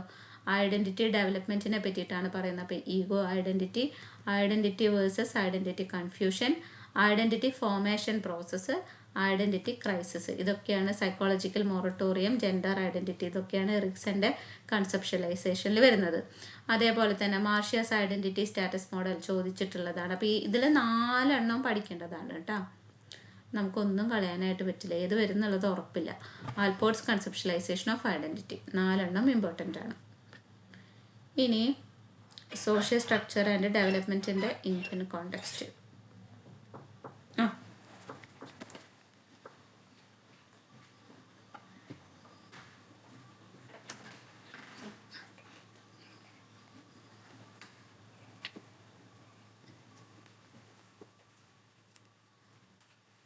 ഇനി അപ്പോൾ യൂണിറ്റ് 11 അങ്ങനെ. പിന്നെ ഇവിടുന്ന് അങ്ങോട്ട് യൂണിറ്റ് 11 കഴിഞ്ഞ് കഴിഞ്ഞാൽ പിന്നെ തീരെ സമയമില്ലാത്തവർ യൂണിറ്റ് 15ഉം 16ഉം നോക്കുക. യൂണിറ്റ് 15 ഡെവലപ്മെൻറ്റൽ സൈക്കോപാത്തോളജി, ADHD നോക്കണം, ഇമ്പോർട്ടൻ്റ് ആണ്. പിന്നെ അതുപോലെ തന്നെ social anxiety, separation anxiety, ADHD ADHDയിൽ 3 category വരുന്നുണ്ട്. കമ്പൈൻഡ് പ്രസൻറ്റേഷൻ, അതായത് അറ്റൻഷൻ ഡെഫിഷ്യറ്റും ഹൈപ്പർ ആക്ടിവിറ്റിയും കൂടി വരുന്നുണ്ട്. അല്ലെങ്കിൽ അറ്റൻഷൻ കുറവ് മാത്രമായിട്ട് വരുന്നുണ്ട്, അറ്റൻഷൻ ഡെഫിഷ്യറ്റ് ഡിസോർഡർ മാത്രമായിട്ട് വരുന്നുണ്ട്, ഹൈപ്പർ ആക്ടിവിറ്റി മാത്രമായിട്ട് വരുന്നുണ്ട്. അങ്ങനെ 3 കാറ്റഗറി ആയിട്ട് പറയുന്നുണ്ട്. പിന്നെ അതുപോലെ തന്നെ motor hyperactivity, vocal hyperactivity. Motor hyperactivity പറയുന്നത് എന്താ? ഒതുങ്ങിയിരിക്കില്ല. For instance restlessness, being fidgety, squirming and unnecessary body movements. Vocal hyperactivity എന്ന് പറഞ്ഞു കഴിഞ്ഞാൽ എക്സസീവ് ടോക്കിങ്, ഇതൊക്കെ കാണുന്നതാണ്. പിന്നെ കോസസ് ആൻഡ് റിസ്ക് ഫാക്ടേഴ്സ്. നിങ്ങൾ ഏത് ഡിസോർഡറിൻ്റെ കോസസ് എടുത്ത് നോക്കിയാലും അതിൽ ഈ ഒരു ഓർഡർ ഉണ്ടായിരിക്കും. ജനറ്റിക് ഇൻഫ്ലുവൻസ് ഉണ്ടായിരിക്കും, ബ്രെയിൻ അബ്നോർമാലിറ്റി ഉണ്ടായിരിക്കും, എക്സ്പോഷർ ടു എൻവയറമെൻ്റൽ ടോക്സിൻസ് ഉണ്ടായിരിക്കും, പ്രീമച്വർ ബർത്ത് ഉണ്ടായിരിക്കും, സോഷ്യൽ ഫാക്ടേഴ്സ് ഉണ്ടായിരിക്കും. ഇതൊക്കെ ഏത് ഡിസോർഡർ എടുത്താലും ഈ ഒരു 5 എണ്ണം എന്തായാലും ഉണ്ടായിരിക്കും. അപ്പോൾ അതിൽ ഓരോന്ന് നോക്കുക. ഇപ്പോൾ ബ്രെയിൻ അബ്നോർമാലിറ്റി, ജനറ്റിക് ഇൻഫ്ലുവൻസ് നമുക്ക് എങ്ങനെ വേണമെങ്കിലും പറയാൻ, ജനറ്റിക്കലി പാസ് ചെയ്ത് വരുന്നതാണെന്ന് എഴുതാം. ബ്രെയിൻ അബ്നോർമാലിറ്റി എഴുതുമ്പോൾ കുറച്ച് ഡിഫറെൻ്റ് ആണ്. കാരണം ബ്രെയിനിലെ കുറച്ച് ഏരിയാസാണ് ഇതിനൊക്കെ ഇങ്ങനെ എൻഹാൻസ് ചെയ്യുന്നത്, അല്ലെങ്കിൽ ഈ ഒരു ഡിസോർഡറിന് കാരണമാകുന്നത്. അപ്പോൾ അതൊന്ന് ജസ്റ്റ് നോക്കി വയ്ക്കുക. ADHD ആണെങ്കിൽ frontal lobe, basal ganglia, cerebellum. പിന്നെ എൻവയറമെൻ്റൽ ടോക്സിൻസിനോടുള്ള എക്സ്പോഷർ, അത് നമുക്ക് എല്ലാത്തിലും ഒരേപോലെ എഴുതാം. പിന്നെ അടുത്തത് പ്രീമച്വർ ബർത്ത്, അതൊരു കാരണമാണ്. സോഷ്യൽ ഫാക്ടേഴ്സ്, ഇതൊക്കെ നമുക്ക് എല്ലാത്തിലും എഴുതാവുന്നതാണ് കേട്ടോ. പിന്നെ അടുത്തപോലെ കണ്ടക്ട് ഡിസോർഡർ. ആ കണ്ടക്ട് ഡിസോർഡർ ഞാൻ ഇമ്പോർട്ടൻ്റ് പറയുന്നില്ല. സോഷ്യൽ ആങ്സൈറ്റി ഡിസോർഡർ ഇമ്പോർട്ടൻ്റ് ആണ് കേട്ടോ. Anxiety and depression in children, അത് ഇമ്പോർട്ടൻ്റ് ആണ് കേട്ടോ. അതിൽ സോഷ്യൽ ആങ്സൈറ്റി ഡിസോർഡർ ഇമ്പോർട്ടൻ്റ് ആണ്. അതിൻ്റെ കോസസ് കണ്ടോ, ഇൻഹെറിറ്റഡ് ട്രേറ്റ്സ്, അതായത് ജനറ്റിക്, ബ്രെയിൻ സ്ട്രക്ചർ വരുന്നുണ്ട്, പിന്നെ negative experience of others, less exposure, parenting, social cultural factors. അപ്പോൾ ഒരുവിധം എല്ലാത്തിലും കോസൽ ഫാക്ടേഴ്സ് ഒക്കെ ഏതാണ്ട് സെയിം ആണ്. അപ്പോൾ നിങ്ങൾ ആ ഹെഡിങ്ങുകൾ പഠിച്ചു വെച്ചിട്ട് നോക്കുക. എല്ലാത്തിലും ഈ ഒരു 5 എണ്ണം എന്തായാലും ഉണ്ടായിരിക്കും. പിന്നെ സെപ്പറേഷൻ ആങ്സൈറ്റി ഡിസോർഡർ പഠിക്കണം. അപ്പം അതിൽ പിന്നെ പോസ്റ്റ് ട്രോമാറ്റിക് സ്ട്രെസ് ഡിസോർഡർ പഠിക്കണം, PTSD പഠിക്കേണ്ടതാണ്. പിന്നെ അതിൽ തന്നെ സിംറ്റംസ് വരുന്നുണ്ട്, intrusion symptom, avoidance symptom, negative cognition and mood, arousal and reactivity. അപ്പോൾ ഇതിലൊക്കെ PTSDയിൽ തന്നെ വരുന്നതാണ്. അതുകൊണ്ടാണ് ഇത് ഷോർട്ട് നോട്ട് ചോദിക്കുന്നത്. കാരണം കുറച്ച് വലിയ ടോപ്പിക്കാണ് എന്ത് PTSD എന്ന് പറയുന്നത്. അതിൻ്റെ കോസൽ ഫാക്ടേഴ്സ് വരുന്നുണ്ട്. പിന്നെ ഡിപ്രഷൻ പഠിക്കേണ്ടതാണ്. അപ്പം അതിൻ്റെ റീസൺസ് വരുന്നുണ്ട്, കോസസ്. പിന്നെ ഡിപ്രഷനിൽ തന്നെ ഡിസോർഡേഴ്സ് വരുന്നത് dysthymia, bipolar 1 disorder, bipolar 2 disorder, cyclothymic disorder. ഇനി അടുത്തത് ഇൻ്റലക്ച്വൽ ഡിസബിലിറ്റി ടൈപ്സ് ചോദിച്ചിട്ടുണ്ട്. 4 ടൈപ്സ് വരുന്നുണ്ട്, മൈൽഡ്, മോഡറേറ്റ്, സിവിയർ, പ്രൊഫൗണ്ട്. അപ്പോൾ അതിൻ്റെ ഈ നമ്പറൊക്കെ പഠിച്ചു വയ്ക്കുക. അതായത് ഒരു റേഞ്ച് 50, 55, 70 ആണെങ്കിൽ മൈൽഡ്, 35, 40 നമുക്ക് താഴ്ത്തുനിന്ന് പഠിക്കുക എപ്പോഴും നല്ലത്. 20, 25 ആണെങ്കിൽ പ്രൊഫൗണ്ട്, 25 to 40 ആണെങ്കിൽ സിവിയർ, 40 to 55 ആണെങ്കിൽ മോഡറേറ്റ്, 55 to 70 ആണെങ്കിൽ മൈൽഡ്. ഒക്കെ കണ്ടോ, ഒരു 15 റേഞ്ചിലാണ് വരുന്നത്. 20 തൊട്ട് തുടങ്ങിക്കഴിഞ്ഞാൽ കണ്ടോ 25 + 15, 15ൻ്റെ വ്യത്യാസത്തിലാണ് കേട്ടോ കളികൾ. ഒരു 5ൻ്റെയും കൂടെ കൂട്ടി എഴുതുന്നുണ്ട് എന്നുള്ളൂ. 20, 25 to 35 to 40 പാണ്ടില്ലേ 15. ഇവിടെയും കണ്ടോ 40 നിന്ന് നേരെ 55 എത്താണ്, 15 എഴുതുമ്പോൾ എങ്ങനെ എഴുതി? അവസാനത്തെ 35 × 40 + 50 × 55 ആക്കി. ഇനി ഇവിടെയും കണ്ടോ, ഇവിടെയും 15ൻ്റെ വ്യത്യാസത്തിലാണ്. 70 എത്തുമ്പോഴേക്കും മൈൽഡായി. Mild intellectual disability. അപ്പോൾ ഇതിൻ്റെ ക്യാരക്ടറിസ്റ്റിക്സ് പഠിക്കുക. Severe intellectual disability, profound intellectual disability, അതിൻ്റെ ഇൻ്റലക്ച്വൽ ഡിസബിലിറ്റിയുടെ കോസസ് ഇവിടെയും കണ്ടോ, ജനറ്റിക് ഉണ്ട്, chromosomal factors, toxic agents, infections and toxic agents, trauma, physical injury, ionising radiation, malnutrition and other factors. അത് ഇനി 16ാമത്തെ ചാപ്റ്ററിൽ ഓട്ടിസം മാത്രം പഠിച്ചാൽ മതി. ഒറ്റ ടോപ്പിക്ക് മാത്രം പഠിച്ചാൽ മതി. ഓട്ടിസം പഠിക്കുക, അതിൻ്റെ ക്ലിനിക്കൽ പിക്ചർ പഠിക്കുക. ക്ലിനിക്കൽ പിക്ചർ കഴിഞ്ഞ് കഴിഞ്ഞാൽ ക്ലിനിക്കൽ പിക്ചറിൽ മെയിനായിട്ട് 3 സോഷ്യൽ ഇൻട്രാക്ഷൻസ് ആണ് പറയുന്നത്. ഒരു കണ്ടിന്യം, അലൂഫ്, പാസീവ്, ആക്റ്റീവ്, ഇതൊക്കെ എഴുതേണ്ടതാണ് കേട്ടോ. Aloof, passive, active. അലൂഫ് എന്ന് പറയുമ്പോൾ എന്താണ്, അവർക്ക് ഒരാളായിട്ടും ഇൻട്രാക്ട് ചെയ്യാനുള്ള ഒരു ഇൻട്രസ്റ്റും ഉണ്ടായിരിക്കില്ല. ഇനി എങ്ങാനും ആരെങ്കിലും ആയിട്ട് മിണ്ടുന്നുണ്ടെങ്കിൽ തന്നെ അവരുടെ ബേസിക് നീഡ്സ് സാറ്റിസ്ഫൈ ചെയ്യാനായിട്ട്, ഇപ്പോൾ എന്തെങ്കിലും ഒരു ആവശ്യത്തിനായിട്ടായിരിക്കും മിണ്ടുന്നുണ്ടായിരിക്കുക. പിന്നെ പാസീവ് ആയിരിക്കും. പിന്നെ പാസീവ് എന്ന് പറയുന്നത് initiate social interactions but will accept initiation from others when it comes. ഇവരായിട്ട് ഒന്നും തുടങ്ങി വെക്കില്ല, ഒരാളായിട്ടും കൂട്ടുകൂടില്ല. ഇനി ആരെങ്കിലും ഒന്ന് ഇനീഷ്യേറ്റ് ചെയ്ത് വന്നു കഴിഞ്ഞ് കഴിഞ്ഞാൽ അത് അക്സെപ്റ്റ് ചെയ്യും, അതാണ് പാസീവ്. പിന്നെ ആക്റ്റീവ് പറയുന്നുണ്ട്, they may initiate social interaction but in an unusual way. Interaction അവർ സ്റ്റാർട്ട് ചെയ്യും, പക്ഷെ എന്തായിരിക്കും, വളരെ കുറവായിരിക്കും, അൺയൂഷ്വൽ വേ ആയിട്ടൊക്കെ ആയിരിക്കും ഈ ഒരു ഇൻട്രാക്ഷൻ സ്റ്റാർട്ട് ചെയ്യുന്നത്. പിന്നെ സെൽഫ് സ്റ്റിമുലേഷൻ ആൻഡ് മെയിൻറ്റെയിനിങ് സെയിംനെസ് പറയുന്നുണ്ട്. ആബ്സെൻസ് ഓഫ് സ്പീച്ച് പറയുന്നുണ്ട്. സെൽഫ് സ്റ്റിമുലേഷൻ എന്ന് പറയുന്നത് ഇവരൊക്കെ ഒരു റെപ്പിറ്റേറ്റീവ് മൂവ്മെൻറ്റ്സ് ഉണ്ടായിരിക്കും. അതായത് റോക്കിങ്, സ്പിന്നിങ്, വെറുതെ ചാടുക, ഒതുങ്ങിയിരിക്കില്ല. ഇപ്പോൾ കൈ കാലൊക്കെ ഇങ്ങനെ ഇട്ട് ഇളക്കിക്കൊണ്ടിരിക്കുക, finger flicking, spinning objects, tiptoes, ഇതൊക്കെ ഇവർ കാണിക്കുന്നതാണ്. Absence of speech, selective mutism ഒക്കെ പറയുന്നുണ്ട്. ഇവർക്ക് നോൺ വെർബൽ കമ്മ്യൂണിക്കേഷൻ ബുദ്ധിമുട്ടായിരിക്കും. പിന്നെ ലാംഗ്വേജ് ഡെവലപ്മെൻറ്റ് ഓക്കെ ആവില്ല. ഇനി അഥവാ ലാംഗ്വേജ് ഡെവലപ്പ് ആണെങ്കിൽ തന്നെ ചിലപ്പോൾ ഭയങ്കര സ്പീഡിൽ സംസാരിക്കും, അല്ലെങ്കിൽ സ്പീഡ് കുറവിൽ സംസാരിക്കും. ഇനി ഇൻ്റലക്ച്വൽ എബിലിറ്റി, ലേണിങ്ങിനെ പറ്റിയൊക്കെ പറയുന്നുണ്ട്. Causal factors and treatment. നമ്മുടെ ടെക്സ്റ്റിൽ കോസൽ ഫാക്ടേഴ്സും ട്രീറ്റ്മെൻറ്റും ഒക്കെ ഭയങ്കര കൂടുതലായിട്ടാണ് പറഞ്ഞിട്ടുള്ളത്. ഞാൻ ജസ്റ്റ് സിമ്പിളായിട്ട് ഇത് നോട്ടാക്കി കൊടുത്തതാണ്. Causal factors and treatment of ASD. ഇത്രയും പഠിച്ചാൽ മതി. ഒരൊറ്റ ടോപ്പിക്കും കൂടെ കഴിഞ്ഞ് കഴിഞ്ഞാൽ പിന്നെ നമുക്ക് പഠിക്കാനുള്ളത് കഴിഞ്ഞപ്പോൾ ഈ ഒരു ചാപ്റ്ററിൽ ഓട്ടിസം മാത്രം നോക്കിയാൽ മതി കേട്ടോ. ഓക്കെ ആണല്ലോ. അധികം എടുത്ത് പോകുന്നില്ല, ടൈമില്ല, അതുകൊണ്ടാണ്. നമുക്കൊരു 2 ദിവസം മുന്നേ തുടങ്ങായിരുന്നു അല്ലേ. കുറച്ചും കൂടി ചാപ്റ്റേഴ്സ്, കുറേ സബ്ജക്റ്റുകൾ നോക്കാനുണ്ടായിരുന്നു. ആ ഒരു തിരക്കിൽ പെട്ടുപോയി. അപ്പോൾ ഓക്കെ, നാളത്തെ എക്സാം എല്ലാവർക്കും എളുപ്പമാവട്ടെ. നന്നായിട്ട് നോക്കിക്കോളൂ. അത് എന്തെങ്കിലും ഒരു ഹെൽപ്പ് ആവട്ടെ. ഏതെങ്കിലും 1 or 2 ക്വസ്റ്റ്യൻസ് നമ്മുടെ ക്ലാസ്സുകൾ. ആ പറഞ്ഞോ. 106 പിന്നെ ക്ലാസ് 106 നമ്മൾ പിന്നെ എടുത്തിട്ടില്ല. നമുക്ക് നാളെ ഇനിയിപ്പോൾ 109 എക്സാം അല്ല, അത് കഴിഞ്ഞിട്ട് നമുക്ക് 105 ഇതേപോലെ ഒന്നൊരു റിവിഷൻ ഇടാം, വൈകിട്ട് ഇതുപോലെ വെക്കാം. എപ്പോഴാണ് എല്ലാവരും എക്സാം കഴിഞ്ഞിട്ട് വീട്ടിലെത്തുന്ന ഒരു ടൈം, ആ ടൈം നോക്കിയിട്ട് വെക്കാം നമുക്ക്. ഇന്നത്തെ പോലെ മതി മാം, 4:30 ആകുമ്പോൾ. 4:30 അല്ലേ, ആ ടൈം എല്ലാവർക്കും ഓക്കെ ആണെന്ന് തോന്നുന്നുണ്ട്. അപ്പോൾ അത് വെക്കാം. പിന്നെ അപ്പോൾ 105 കഴിയട്ടെ. അപ്പോൾ മറ്റന്നാൾ 105 കഴിഞ്ഞ് കഴിഞ്ഞാൽ പിന്നെ കുറച്ച് ദിവസം ഉണ്ടല്ലോ 106-ന്. അപ്പോൾ അതിൻ്റെ ഇടയിൽ നമുക്ക് റിവിഷൻ പിന്നെയും സ്റ്റാർട്ട് ചെയ്യാം. അപ്പോൾ okay, thank U, all the best. എല്ലാവർക്കും എക്സാം എളുപ്പമാവട്ടെ, നന്നായിട്ട് നോക്കുക. ഓക്കെ, എന്തെങ്കിലും ഡൗട്ടുകൾ ഉണ്ടെങ്കിൽ ചോദിച്ചോളൂ കേട്ടോ. Thank you so much ma'am. Okay, thank U.